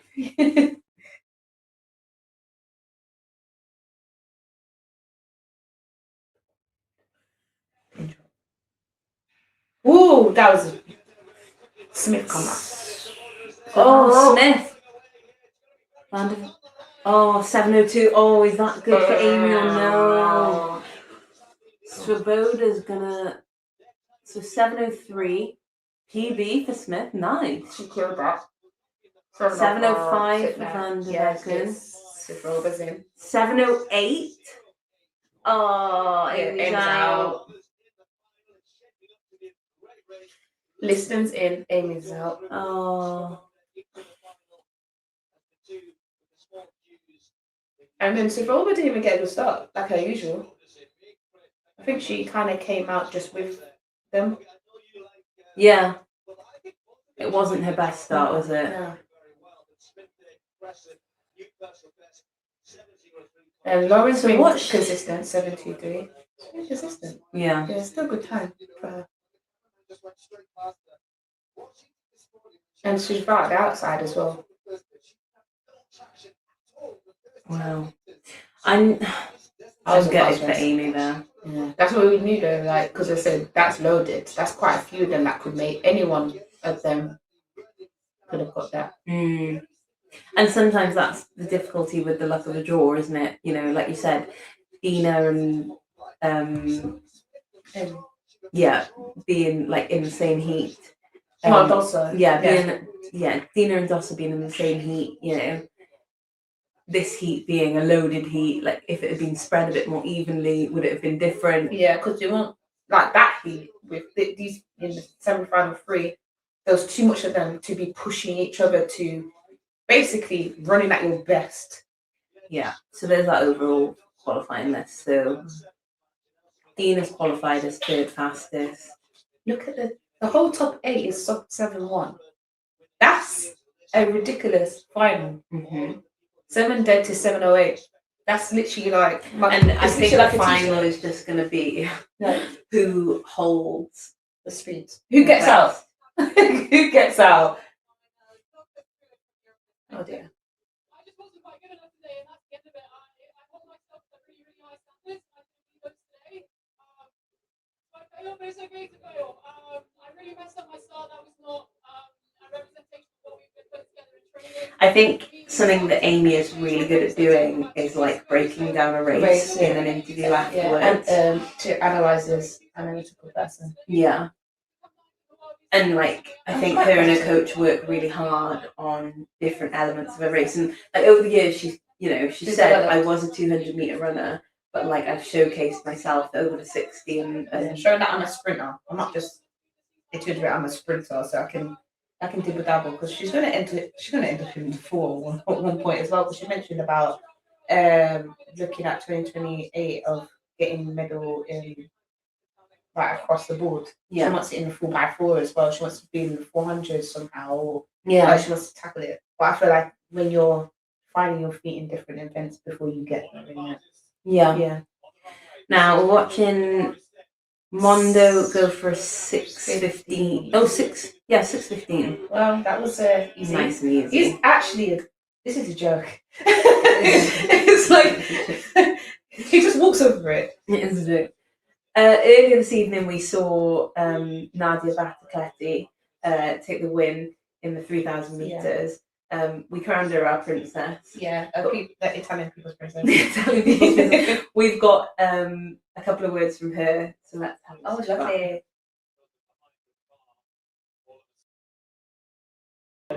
I'm joined now by Nadia Battocletti. Nadia, you are a world indoor champion. How does that sound? It's crazy for me because I'm an outdoor and cross-country runner, not indoor. So it was really crazy. Also, the process to be here was crazy because I finished Ramadan about 2 days ago. So the process, it was not easy. So I'm super satisfied and super happy. What's it like to balance, fasting during Ramadan? Because I can't imagine it being easy. You disruptive sleep. You're kind of getting up in the middle of the night to eat, and especially leading into a championship, it must be so incredibly difficult. And then to go on and then win a championship, that must make it even more sweeter and worth it as well. Yeah, it was crazy because this Ramadan, it's the first one I prepare. I'm preparing World Champs. Usually I do 1 or 2 races, but not a World Champs or a championship. So it was really very difficult because I do my long run before the night. So between 5, because at 6:30 p.m. I start eating and drinking. Instead, the important training I do really after about 2 p.m. So it was really crazy because I expected to my body, to myself, that I can finish a lot of training, but I really can't. I'm probably, for example, I have to do some reps at 2:50 and then I run 3:20. So last week I was not, I can do the World Champs. It's impossible in this shape. And then I don't know, my dad, my mom support me, and also my staff, and I start believe I can do it. But of course you have a little bit of doubt, of course. So it was crazy, this race, and also how I can manage this race. You're talking there about how I suppose you almost didn't come to these championships. You're now Italy's first ever women's 3,000 metre champion, and the second medal for Italy in this event since 1985. That just must make this moment so much more sweeter. Yes, you're so right. We have a very strong team, a very strong staff. We have a lot of athletes that have a lot of opportunity. So I wish them everything and to achieve their goals. Mm-hmm. Looking ahead to the summer, we've got our European Championships coming up in Birmingham. Will we see you there to possibly defend 2 titles?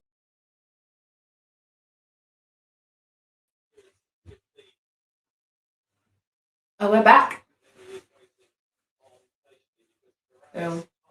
We're back onto the pole vault.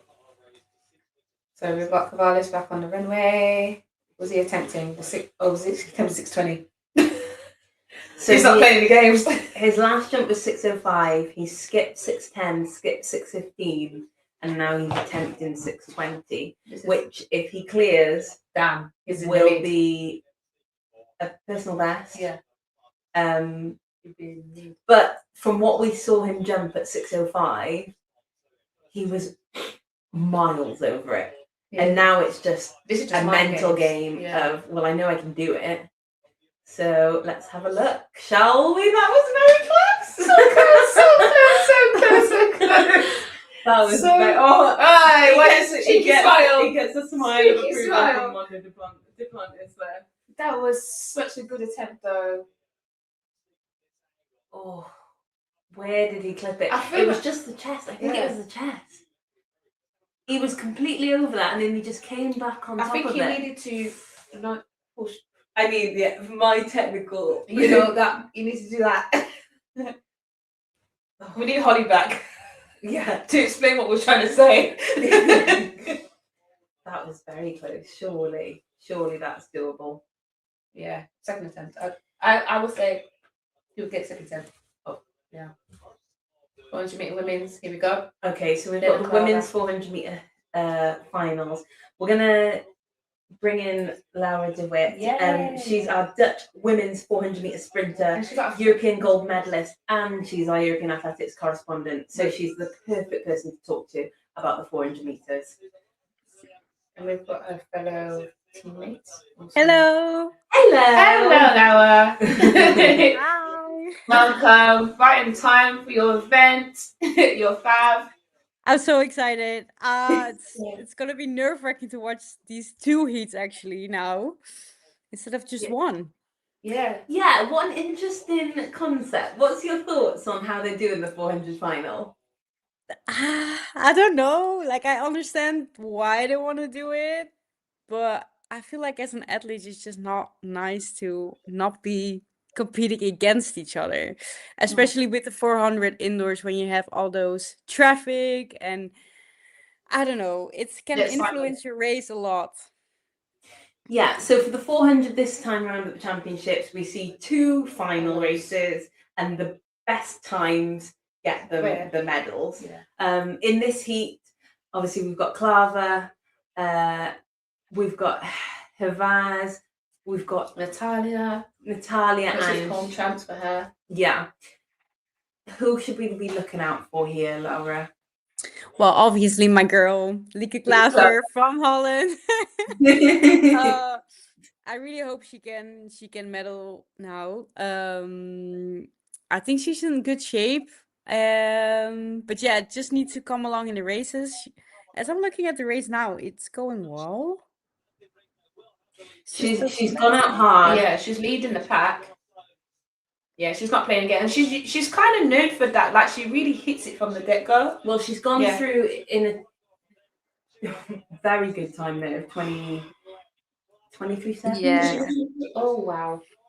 Yeah, she's fast. She's Her going there. She's getting 200. there. She's getting there. She's holding it. Yeah, her it's gonna be 200 very was tight. great. Oh, and she's just lost it there. That's the first time, though. There we go. 50.8 50.82. from Natalia. And obviously, it's her home soil. She's not gonna let it slip out her fingers. She wants to harry it for the whole crowd, you know. National record. Clava 51.02. Is that going to be enough for a medal? Oh, I really hope so. But to be honest, I thought it should be running at least 50. Yeah, 50 point some 50 there. So yeah, I don't know. Now it's gonna be a waiting game. That's gonna be interesting. Because like last year we had, when it was Amber and Alexis, it was literally like a thousandths between them. That was an insane race. And then we had Jaga, who's coming up, who came third, and she wasn't even that far off. She ran that 50.9. So it's literally just by the competition itself, right? Yeah, and that's why it's a bit of a shame that it's two finals because you are not competing and not in the same mix. Yeah. But that's just my opinion, and I don't know. Maybe I don't know what your view on it is. I think it's a difficult one. Like you say, a final is a final. You should all be in the final together. And I know that indoors it makes it harder because Lane one. we've got the lanes. Nobody should have to like lane one. It's awful. Yeah. Yeah. But then, the outside lanes get a greater advantage. So Could I get that fly down the hill situation? Yeah, but to have 2 finals. I only like it just because of the lane situation.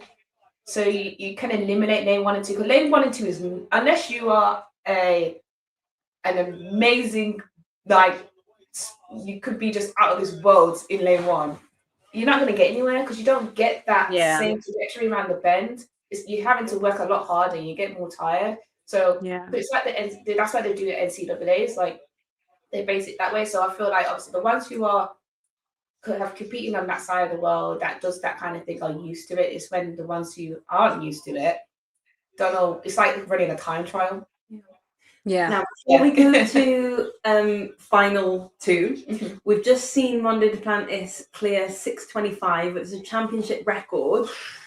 Crazy. He gave it the slightest little brush. The bar wobbled like this much. You probably do that on purpose. Yeah. Probably. That looks like.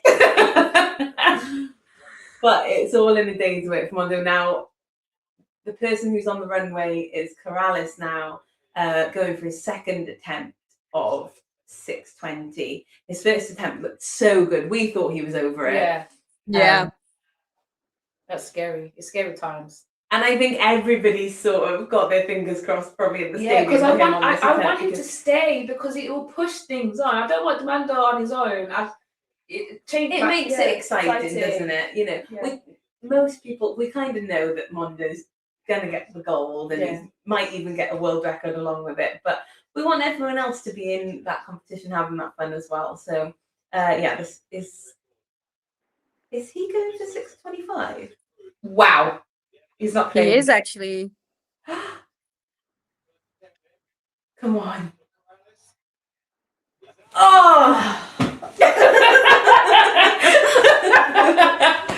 He should. I feel like he would have got over his stick to 6:20. I actually thought he would, but yeah, he should have then stick he to went to 6:20. Because then that would have been an outright PB for him.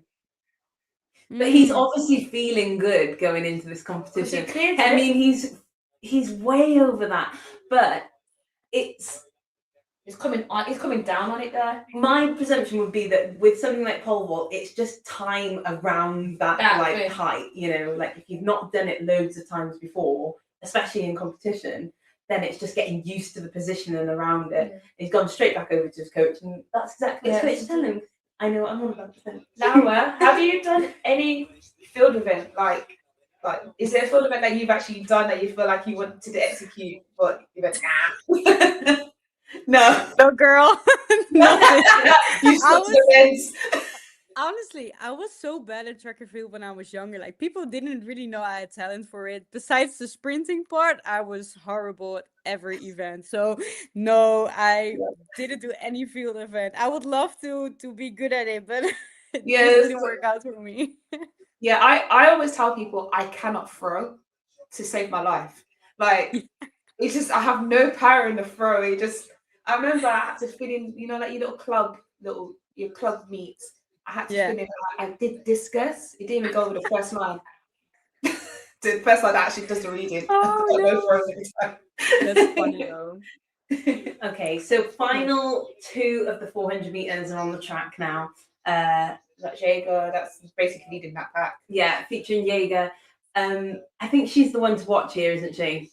Yeah, she really is. She's such a talented. She's still so young, also. Yeah. But such a good athlete, and she really goes out there every single time when you see her race. Always exhausting and vomiting after. So she really gives her all every single race, and it's really good to see. But also Manuel, she's really, really, really young.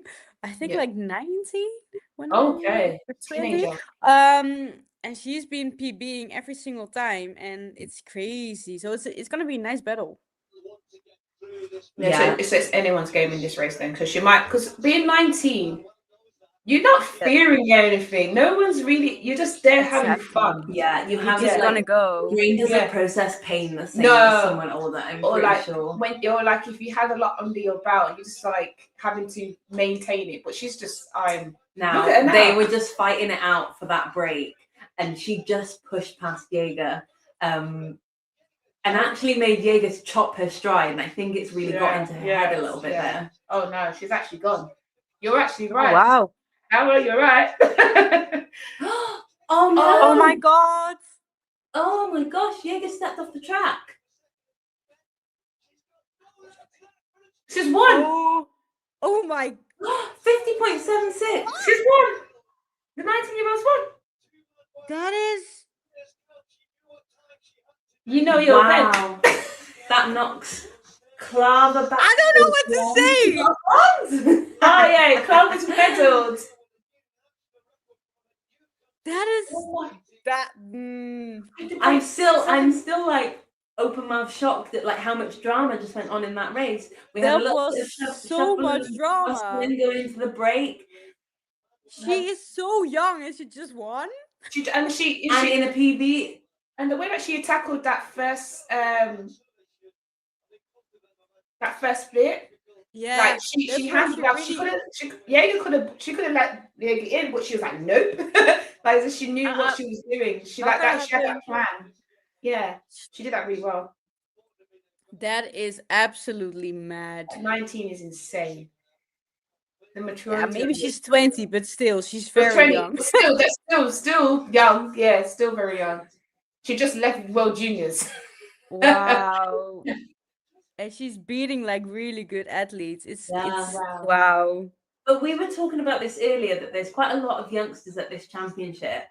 And I think that going into a champ as a youngster with no pressure on you really helps, because it does. This big occasion, you're taking it all in, but you're being able to just perform and like perform to the best of your ability. And sometimes that'll just surprise you. Yeah, because that's it really does. It's such a different way of approaching a race. I feel like when you're so young, you're just gonna go. You don't think. You're just gonna be like, whatever, just gonna see what it's gonna be. Yeah. And when you're a little bit longer in the field, you're gonna start thinking about stuff more tactic wise, but also just about the race. There's so much more pressure on you. But it's crazy that you're so young and you just won your first world title. So yeah, and she's literally been in the game for because I said to my coach, I said the worst thing that's happened to me is that I've grown up. Because I have wisdom and knowledge is the worst thing in the world. Because I train with like half of my training partners are like 2021, and I see like, oh my gosh, I used to be like you, just absolutely fairies. Like they just go and just have fun with what they're doing, and they don't think about anything. Obviously they think, but they don't think as intensely. And I feel like what's happened with me recently, because I'm around them a lot, I'm starting to embody it again, just because I'm being around them and having to think like a kid. But I did say to my coach, growing up has actually been bad. I know. I had the same thing when I was younger. I just didn't think and run so fast, and then I tried to do it over and over again. It didn't work out. And I think also Keely Hutchinson also said it in an interview with European Athletics. Like she also mentioned it. I just need to be channeling that 19-year-old self. So I feel like it's a thing. You just need to, once it's like inner child thing. And you just be with your inner child, just enjoy it, just have fun. Exactly. Exactly. Yeah. So a gold medal for the youngster. Crazy. The silver medal goes to Poland. At home championship, which is nice. And a bronze medal. Another one to add to her collection. You can text me after this. Yes. We can party. And there it is, the 51.02, 50.83, and 50.76 for Manuel. Yeah, that's amazing. Now we're back on the screen with Corrales. I feel like I can't watch. 6:25, his second attempt.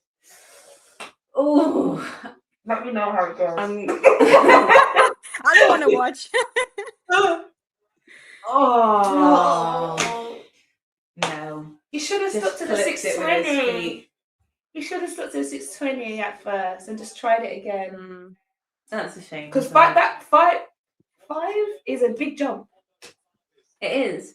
But I suppose if you don't go for it, then you'll never know. Like Holly said to us, like she doesn't know. You don't know if you're going to break your leg tomorrow, so you have to try. Yeah. And she said, and I thought, you know what? I'm going to say that to training. I mean, and it's only a matter of time, isn't it, now, before he gets those heights, because he's so close to them. And it's still, and they both It's were young. crazy. Like the Planters is still got 3 years. Is that 27 now? Still got 3 years. And then Cavallis is a bit younger than him, right? Yeah, so he's got still a few years to tackle this. Last year, so Cavallis was like on 602 or 605 or something like that. Now he's on 617 in a year. So and it's indoors as well. So you don't know. Outdoors could be a bigger thing. It really could. Yeah. Yeah, we've got Holly Bradshaw, Olympic medalist, coming back to chat to us as well. So Laura, stay here, chat with us. We'll bring in Holly for her excellent insight, because we're trying to be pole vault coaches here, Holly. Yeah. We're not doing very well. I was trying to say, like, when Cavallis was going over, I was like, he just needs to go like that. Like and I was like, Holly will hopefully know what I mean. He's going down, he's still there. Yeah, he needs more like flow over the bar. So like, because he's pushing the limit of his physicality and the poles he's on, that's why he's coming down on the bar. When you see at the start of the comp, you'll see them land really deep into the pit and they'll like fly across the bar. That's because their poles are a lot smaller and softer and they're rolling quickly. Whereas when you're trying to like push the boundaries and go higher, you're gripping higher up the pole, and the higher you grip up the pole, the slower it's going to roll over like that. And that is where we see Corrales keeping coming down on the bar, because he's just not putting as much speed and energy into the pole, which means it's rolling all the way over. That makes sense. Okay. Now, we're seeing images of the boys with their flags wrapped around them, Holly. That means we're not going to see Mondo going for a world record attempt today. Oh, boo. Oh, that's a shame. Yes, I guess it depends on whether there's, again, like I've spoke about this a lot. I wonder whether it's like a money thing for him. He did only just break the world record. So it might be something like he's got a little bit of a niggle or whatever, but I don't know. It could be something contract or money related. But I am surprised. I'm surprised he's not gone for the world record. But if he's got a flag around him, then that says to me he's not. Yeah. He's got but even championship record. He's got something. Taking home something.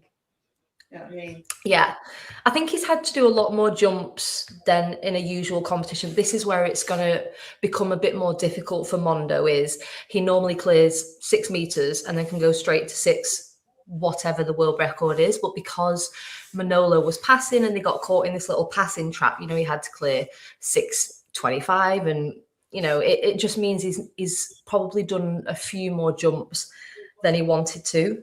Yeah. And we were just talking then, obviously, you know, outdoors is something to look forward to. But as a pole vaulter, is indoors a little bit nicer because you don't have to deal with the elements? Yeah. 100%. I think you do see typically people jump higher outdoors, but it's, as a pole vaulter, I loved indoors because it just took all the wind, the rate. You literally rocked up to the competition and you didn't even have to share, like, you didn't even have to think about that. It was, today I'm focusing on this, this, and this in my jump, and that's it. Whereas outdoors, you constantly checking the weather in the lead up. Is it raining? Which direction is the wind going? How strong is it? You know, in terms of the relation to the track. And it can be beneficial because if you get outdoors with a tailwind, that can give you a massive advantage. But then on the other hand, if you've got a headwind, that's horrible. So there is pros and cons to indoors versus outdoors. I used to like it. I used to like indoors because it took all that stress away. But it's not necessarily that we see bigger jumps indoors because of that, if that makes sense. Yeah. I think there's a clip that I remember of one of your coaches when you were jumping outdoors. Wait.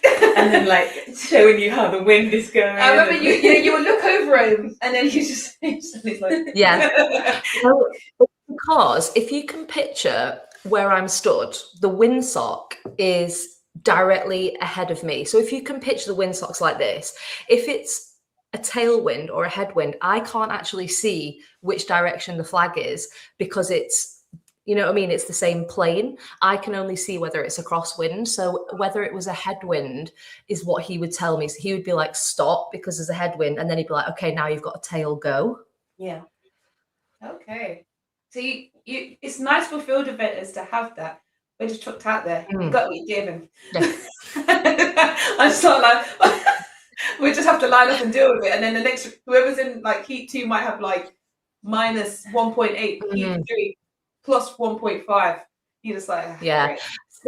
And that is the frustrating thing. At least if you're in the same race, it's the same wind. Like I remember someone did in London 2012 Olympics, someone did a study and they basically in a box, every time someone competed, like did a jump, they put red if it was a headwind, amber if it was no wind, and then green if it was a tailwind. And every single failure in the competition had a headwind because London's always terrible winds. Yeah. So in that competition, it was kind of down to pot luck. If you got a horrible wind, you were going to fail the bar, whereas if you didn't, you cleared the bar. And it almost feels like it's a bit down to chance then in that competition. Yeah. It's a lot really. And then I suppose just a final note on the men's pole vault there tonight. How exciting must that be for Corrales to be attempting those heights and, you know, what his future will look like? Yeah, I mean, he's always been a talented prospect, and I think he's been overshadowed because of Mondo, but they have come up through juniors and under 23s together. So he's always kind of been there or thereabouts. And I think he was always quite rogue in that he'd like go to a competition and land back on the track or he'd hit the stand. So he was always like on the edge, whereas over the last couple of years, he's really done something to make him really consistent. And I think he could have cleared 620 today. I was a bit gutted he didn't leave himself with 3 attempts at 620. He got kind of caught in that battle for trying to beat Mondo. But I think there comes a point where the battle between you and Mondo, you just have to resign the fact it's lost. And I think he could have come away with a silver medal in a 620 bar, where he's actually come away with a silver medal in a 605 bar. So I would have liked to have seen him have a couple more attempts at 620 because I think he would have cleared it rather than chase the higher bar. Yeah, because that difference between 20 and 25 is huge. It is a big jump. Yeah. It's when we're talking about, you know, a centimetre doesn't sound like a lot, but when we're in terms of pole vault and high jump and things like that, it is a lot. Yeah.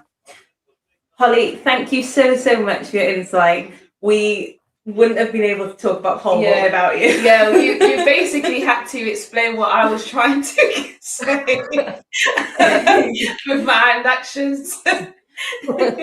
We're going to tune back into the 60-metre hurdles now, but thank you very much, and we will speak to you soon. Bye. Right, so 60-metre hurdles final. This is where the good thing is coming. So you know what? Should we just pick a person? I'm going to say lane 5. Polish. Well, you can't go first. What am I supposed to pick now? You can pick the same person you want. I am going to go with Cunningham. Okay.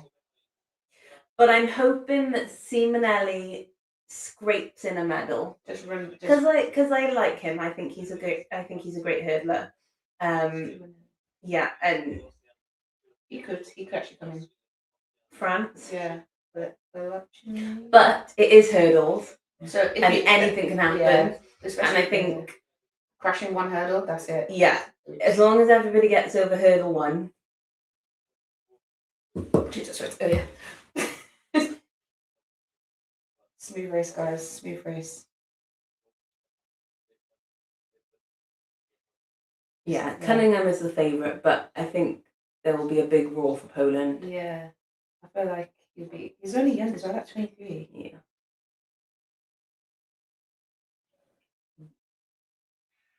Oh gosh. Oh, it's very equal. Oh my gosh, Poland's done it. Yeah, but the Spanish guy came. The Spanish guy was bad, and it wasn't even. He ran 7:35. Martin Lopez. Did I get it right? He did it. 7:40. Wow. He didn't even have to do anything too crazy. He just needed a smooth race. A national record. Wow. A national I saw record this for Spanish Spain. guy. I was thinking, wait, I saw this guy from lane 2 just do something. Cunningham 43. He went 7:35 in the semi-finals. Didn't I say though, like, You don't want to do it in the because when semi-finals. Trayvon did amazing 6:41 and then came third in the final.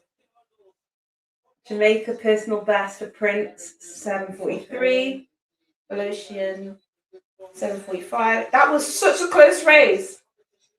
They're all basically crossed together. Well, they were pretty much equal until 2 hurdles out. Yeah. National record again. Minamoto for Japan. Oh, Similar. see, and then I told you when we see a break in his emotions after the final is done, and we finally have. He's got some tears. He just needed that moment. He held his composure for that moment. Yeah, to win at your home and your home soil is just the best feeling. So, isn't it? yeah, he's contested 11 races this year, and heats and finals, and he's won them all. So just winning. So he's gone undefeated. Just winning streak. Yeah. That's how you do it. But that's the thing, that the more you win, when you're winning rounds, you it's automatic. You have that confidence. You're not really doubting yourself at that moment because there's nothing to doubt. And in one of his pre-race interviews, he said that he knows there's 3 of them with a time of 7:37, and he feels that he believes that he could win gold. He was like, I know that there's 3 of us who've done it, and I feel like I'm the favourite, and I know I can do it. So he obviously had a good mindset going into it as well. That was a really good race. I want to see the slow-mo because I want to see what won that race, whether it was the start. Because his start wasn't the best. I know, but did it not look the best? Yeah. Or was it like, was it like he... Oh, okay. Maybe second hurdle. I think his start was fine, but when he hit second hurdle, wasn't that great? And then he came through again from hurdle 3.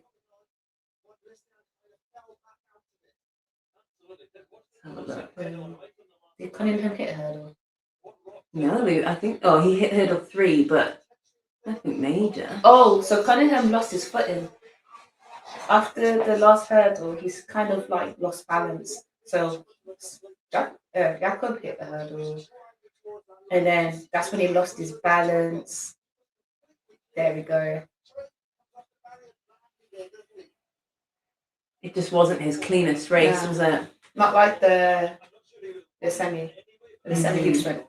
But then this is the thing: running semi-finals is completely different to running a final, and especially running a semi-final where you're the only one in the race. Really, you can think for yourself. Yeah. There's our results there for the 60-meter men's hurdles. Trey Cunningham in 3rd, 7:43. National record for Enrique Lopez of 7:42, and Jakob Zmansky 7:40 for the gold medal at a home championship. And I feel like Enrique Lopez, because he was so he was away from them, so he wasn't in like the craziness. Oh, congratulations from our pole vault legend, Peter Lissick. He's the one that goes. I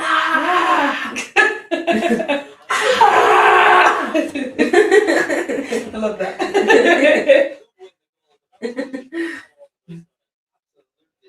Oh, that's a weird one. Celebration jump.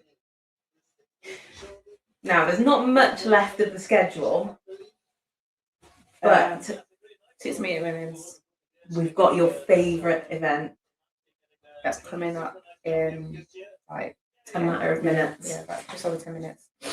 We've got a little bit of triple jump. Yeah.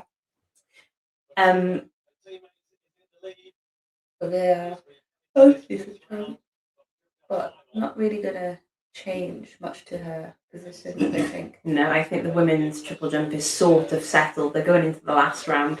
But hers is like second place at the moment. Yeah, we saw Josh Kerr in the 3,000 meters earlier. we were able to catch up with him at the event. So let's have a look at what he got to say.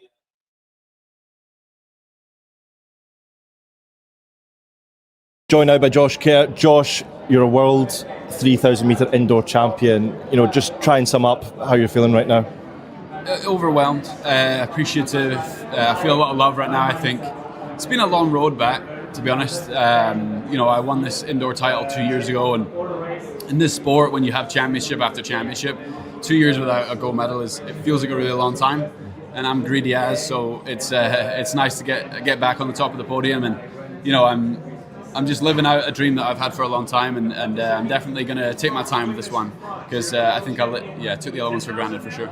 Yeah, you were patient in the race as well. We just saw you kind of accelerate right at the end there. Was that always the plan coming into this final? No, there was chaos happening all around me, and tried to stay a little bit calm in some areas, and I gave a little bit of emotion in some other areas, and it was messy, but my eyes were very much staring up and making sure the guys ahead of me weren't getting too far, and holding on to as much energy as I could in the last kind of 400. But these guys are so good. You just have to commit and do what you can to stay up the top of the field as long as possible, and then close like a train and have some belief. So that's what I had today. You kind of touched on it briefly before. How are you feeling physically and mentally? Because you look in a really good shape, and we obviously saw that with a gold medal today. Yeah, I think continuing to just create the conditions to make these results inevitable, and I'm good enough, and I know what I'm doing now after being in the sport at the professional level for 10 years, that I can trust my coaches. I've had the same coaching staff for the last 8 years. I've had the same people in my corner. My mum's my physio. It's not like I'm taking in all these different people. So yeah, it's trusting them, and they're great at their job. It just allows me to free up and run like that out here in front of a Polish and world crowd. There's a busy summer schedule in the outdoor season as well. What's your plan, expectation? Have you thought that far ahead? I have, but it's tiring to think about it, because I owe it to the UK fans and the Scottish fans to go out and do a job, and it's overwhelming to think about now as I'm knackered standing here with no shoes on. But I'll go home. I'll go and rest. I'm going to go home and to Scotland and spend some time with family, and that's the most important thing right now. Is what can I do to share this experience and share this moment back with the people that made it happen. Then I'll get back to work as soon as tomorrow starts. So yeah. Soak it up, enjoy it, and congratulations once again. Thank you so much. I really appreciate it. Thank you. Yeah, thank you, David and Josh. Now, he said a few interesting things there. He said that he's been with his coaching team for 8 years. I was about to talk about that as well. Yeah. Now, we do see a lot of athletes moving between coaching groups, trying to find the right setup. I suppose once you've found the right place, you don't want to move, do you? And we see it with Keely. She's with Trev and Jenny. Yeah, M11 track there. Yeah. So you've been in your coaching setup a very long time. Yeah, my coach Callie, Clarence Calendar, also Laura Karen and Lee. Yeah. Who passed away in 2021. Those combined coaches together. And I've been with them since I was 20. I'm now 30. I've been under Clarence's wing since then. Like, I first met them when I was like 18. And I don't feel like I don't particularly like moving from things when it's not broken. Yeah. All I do is like, okay, if what we're doing is not working, what can we do to change? And like currently I've changed by adding. I haven't changed Clarence. He's probably changed some part of my training, which is working, but I've just added some elements, like added new good relationship with my physio. It was also like basically a new physio for this through the season. New S&C, a good relationship there, and added another coach as well that works well with my coach Callie, and it's like just added a bit more to the team and took a lot of the load off me as well. Mm-hmm. And it's just like once you just work out, okay, what works for me in this element without me having to leave anywhere, and just giving it that chance. Because sometimes as well, when you have to allow things to settle. Yeah, it takes because time. sometimes when people you train with somebody for a season and a half, they're like, okay, it's not working, we go. Yeah. Sometimes you could have waited that little bit, and Yeah. it would have been. You just need to allow it to kind of adjust. Marinate. Yeah. You've got to let the coaching system Yeah, you marinate. got to trust. Yeah. You know. Exactly. We're seeing Spanovic here. she's she's going to finish in 6th place. Oh, yeah. 14:35. It's not too bad for her because she's still quite new to triple jump. So She's giving her coaches high five. she's loving it. She's loving it. The Fond is on her last jump. Can she break her way into the medals? I'm not sure. I think it might be a little bit out of her reach this time. I feel like she was straining that run. Yeah, She's just behind that. Yeah, I mean triple jump. I mean for jumping outdoors, indoors. Again, like we spoke to Holly, it's very different. You know, there's like I said, elements can add. Like say for them, they'll probably get a bigger jump outdoors because if they got the tailwind on them, you know, you ain't got really much. You just got you. Yeah. In these situations. But she does look like she's straining. Straining, yeah. She's not really trusting her flow. She's not really found her rhythm.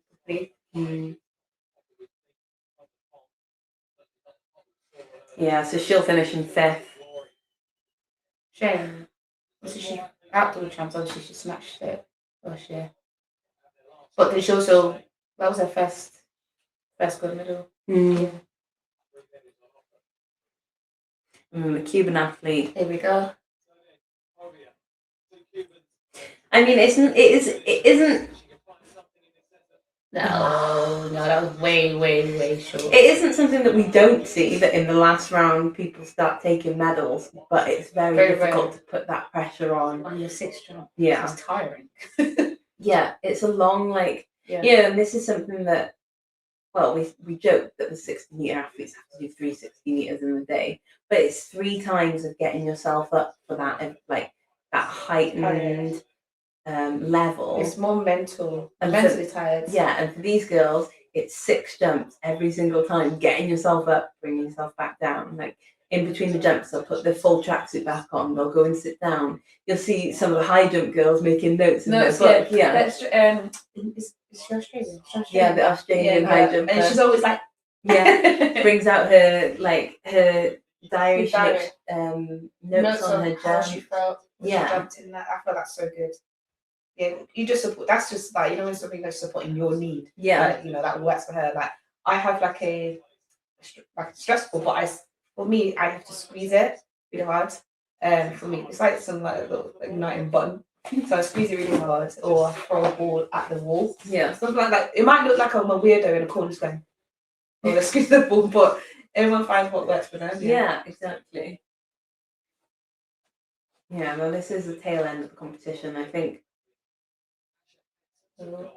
What's she done? So she will finish in 3rd place. You got a medal. Cheeky medal. Now, the only person who is going to change her position is Rojas. Because she technically cleared the gold, but she just got no jump.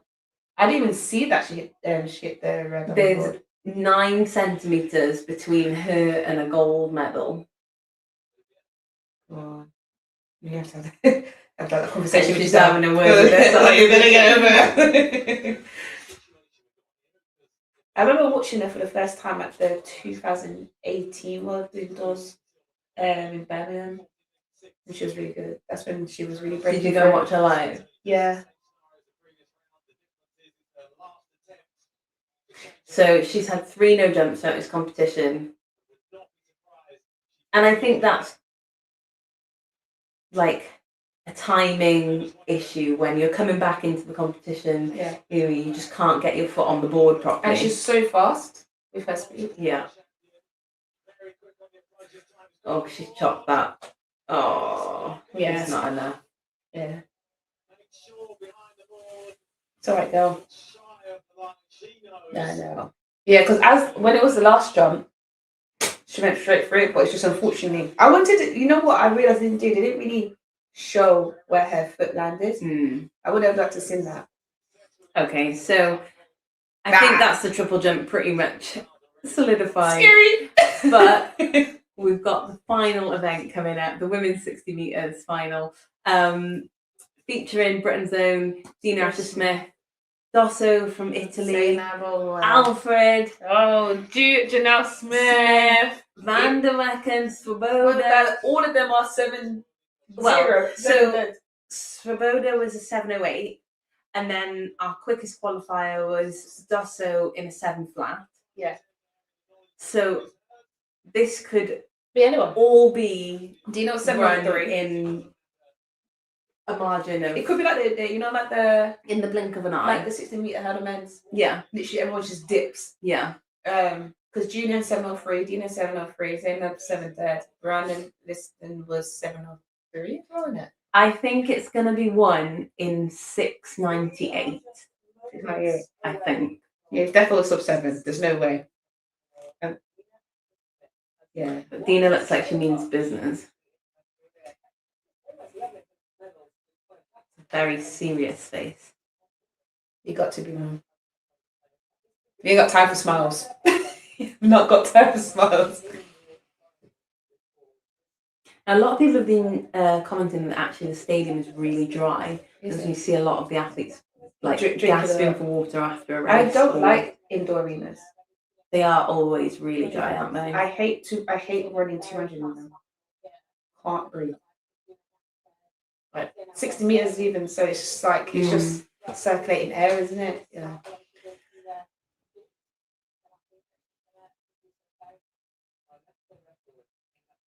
So she matched her national record in the semi-final, 7:03. Yeah, it's hard to back that up though.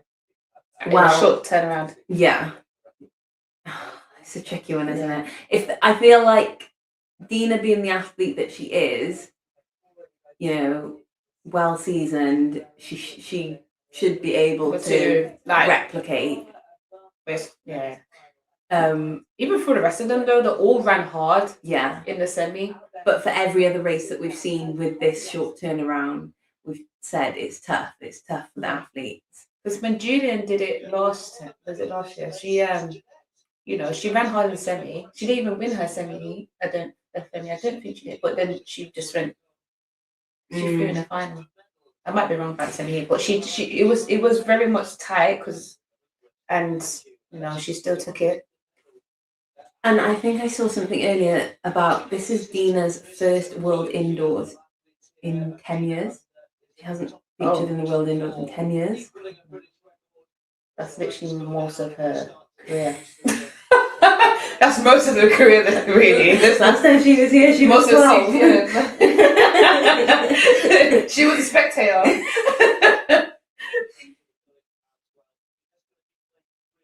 So we're going to do this whole light show now. Yeah. I love the light show. Liston was our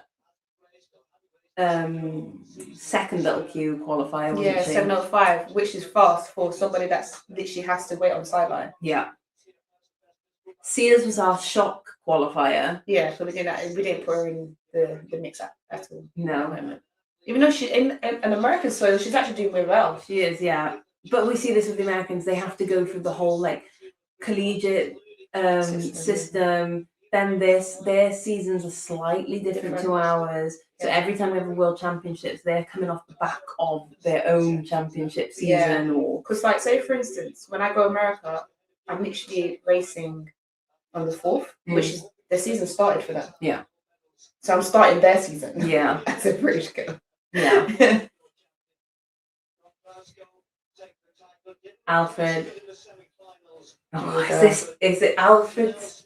We just don't know. Or Dosso's to lose, basically. But for Alfred, obviously, she has to retain the title.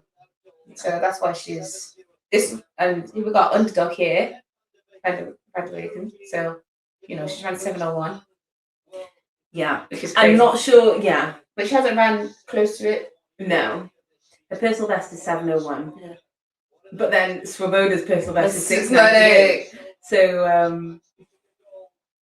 I'm not sure she's in that 6:98 form, but I would never put it past her because 60 meters for her, it's just her like. And she's just on the outside.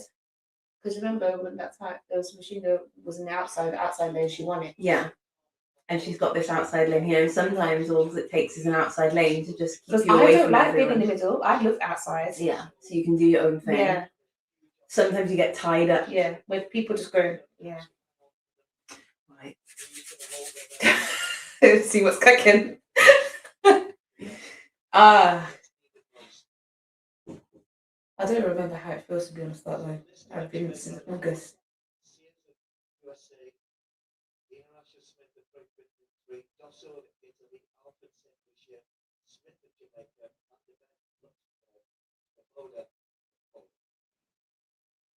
Okay, those guys. 7 seconds.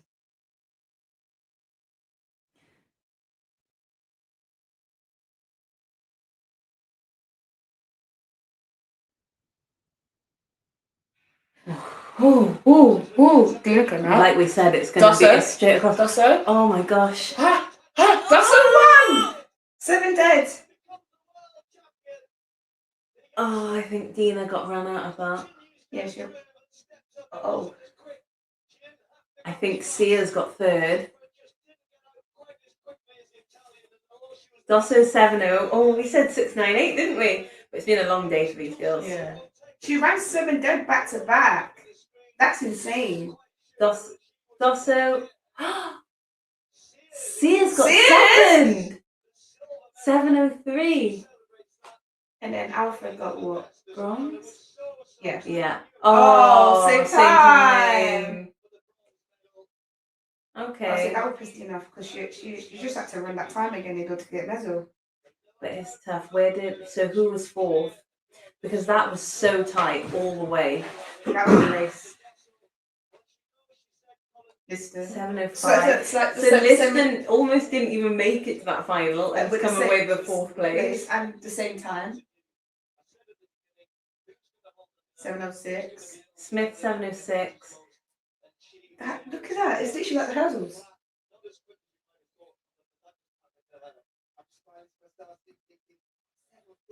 Yeah, she's been dominating the season anyway. It was between her. It was just who was going to be consistent. I think was going to 7 dead back to back. And 7 flat to 7:03 is. It's literally this. You pinch the shirt. She's 7:07 for sixth place. Swoboda in sixth. Wow. Season's best. For you to come sixth with that. With season's best. And we're not going to get the rest of it. Yeah. But I don't think Gina will be happy with that. I don't think. Gina's not going to be happy with that. No. She's like, No. I go, okay. Because, your title's lost. Yeah. And then also, like, how close it was. 3,000 is literally, like, you're all crossed together. Mm.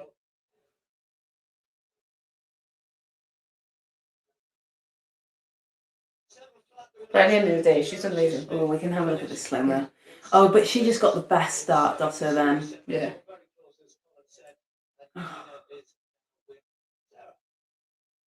Yeah. So Dosso took the gold. Sia's 7:03 and Alfred 7:03. Yeah. It was really, really good race. Not gonna lie.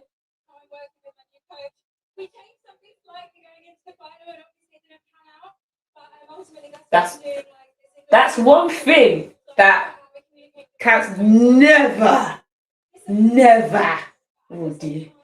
Change something. Change him, like, even if it's a semi, he's like, maybe like just be like, put the first foot down a bit quicker. That's it. He wouldn't be like, there's no like real technical stuff he would change, because at the end of the day he's like, you've done everything. Yeah, I don't want you thinking at all. That's and I prefer that. I wouldn't want you. I would, whatever I did in the semi, maybe do the final. I don't want to think about changing absolutely anything, because usually that kind of situation, because it's like if you was in training, then you get told a coaching cue, and it does set you back a little bit before you go forward, because you might do it you might have to do it on the next rep. You might go, okay, but then the next rep after that, okay, let me flip. Well, especially when you're sprinting, you want everything to be innate, don't you? You just want to like be able to go through the motions. Yeah. And if you've changed something in your warm up going into a race, or you're thinking about something that you need to do, it's not going to be. Yeah, in a 60 you have time, but in a final you have time. At this point, you're just running. You're just having to tear through the situation. You do, like, I think my coach was like, I don't care if you You say things like, But I don't I'd care be- if you, yeah. I'd be interested to know like what the thing that they changed Changed it was. was, yeah. Is it like a blocks position? Yeah. Um, If it's not, that's too much. yeah. Imagine. Yeah. Like, is it like, you know, is it your hip height in the blocks to try and come out at a different angle? Like, it depends what it was that Dina, like, and her coach had spoken about. But, and maybe ultimately that meant that she then didn't get a medal. Yeah, I feel like she should have just stuck to what she semi, because even though she didn't win the semi, she matched the national record time that she hadn't ran in so Yeah. Okay, well that is all of our events done. guys. Diani, what's been your favourite result of the evening? Okay, so I would say, obviously, we have to be biased. Like, I just watched 7 dead back to back from Dossel. But if it was not my event, the 400 women's, the young girl from Czech Republic, who won her first global championships. Manuel. Yeah, and she's won her first global championships as her first global championships. That's amazing. Like, for her to have that kind of maturity on the stage and the way that she handled that first lap, I feel like even I've learned something from that. What about you? I think mine was watching Poland get a home medal in the 60-meter men's hurdles. Yeah. I think, for him, that's going to be a special moment forever. And we thought that he could do it, and he believed in himself, but it's just doing it there and then, isn't it? So it's different. That was quite cool to watch. But yeah, that is the end of our watch along. The first ever European Athletics World Athletics Indoor Championships watch along, which has been super fun to do. Yeah, and we hope you enjoyed it. We hope you enjoyed our presents or whatever we rambled and hooted and hollered about. just out here hooting and hollering. So thank you for joining us. Hopefully we'll be able to do something like this again.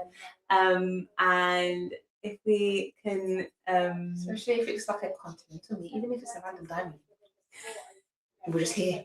He was like, hey guys, we're back.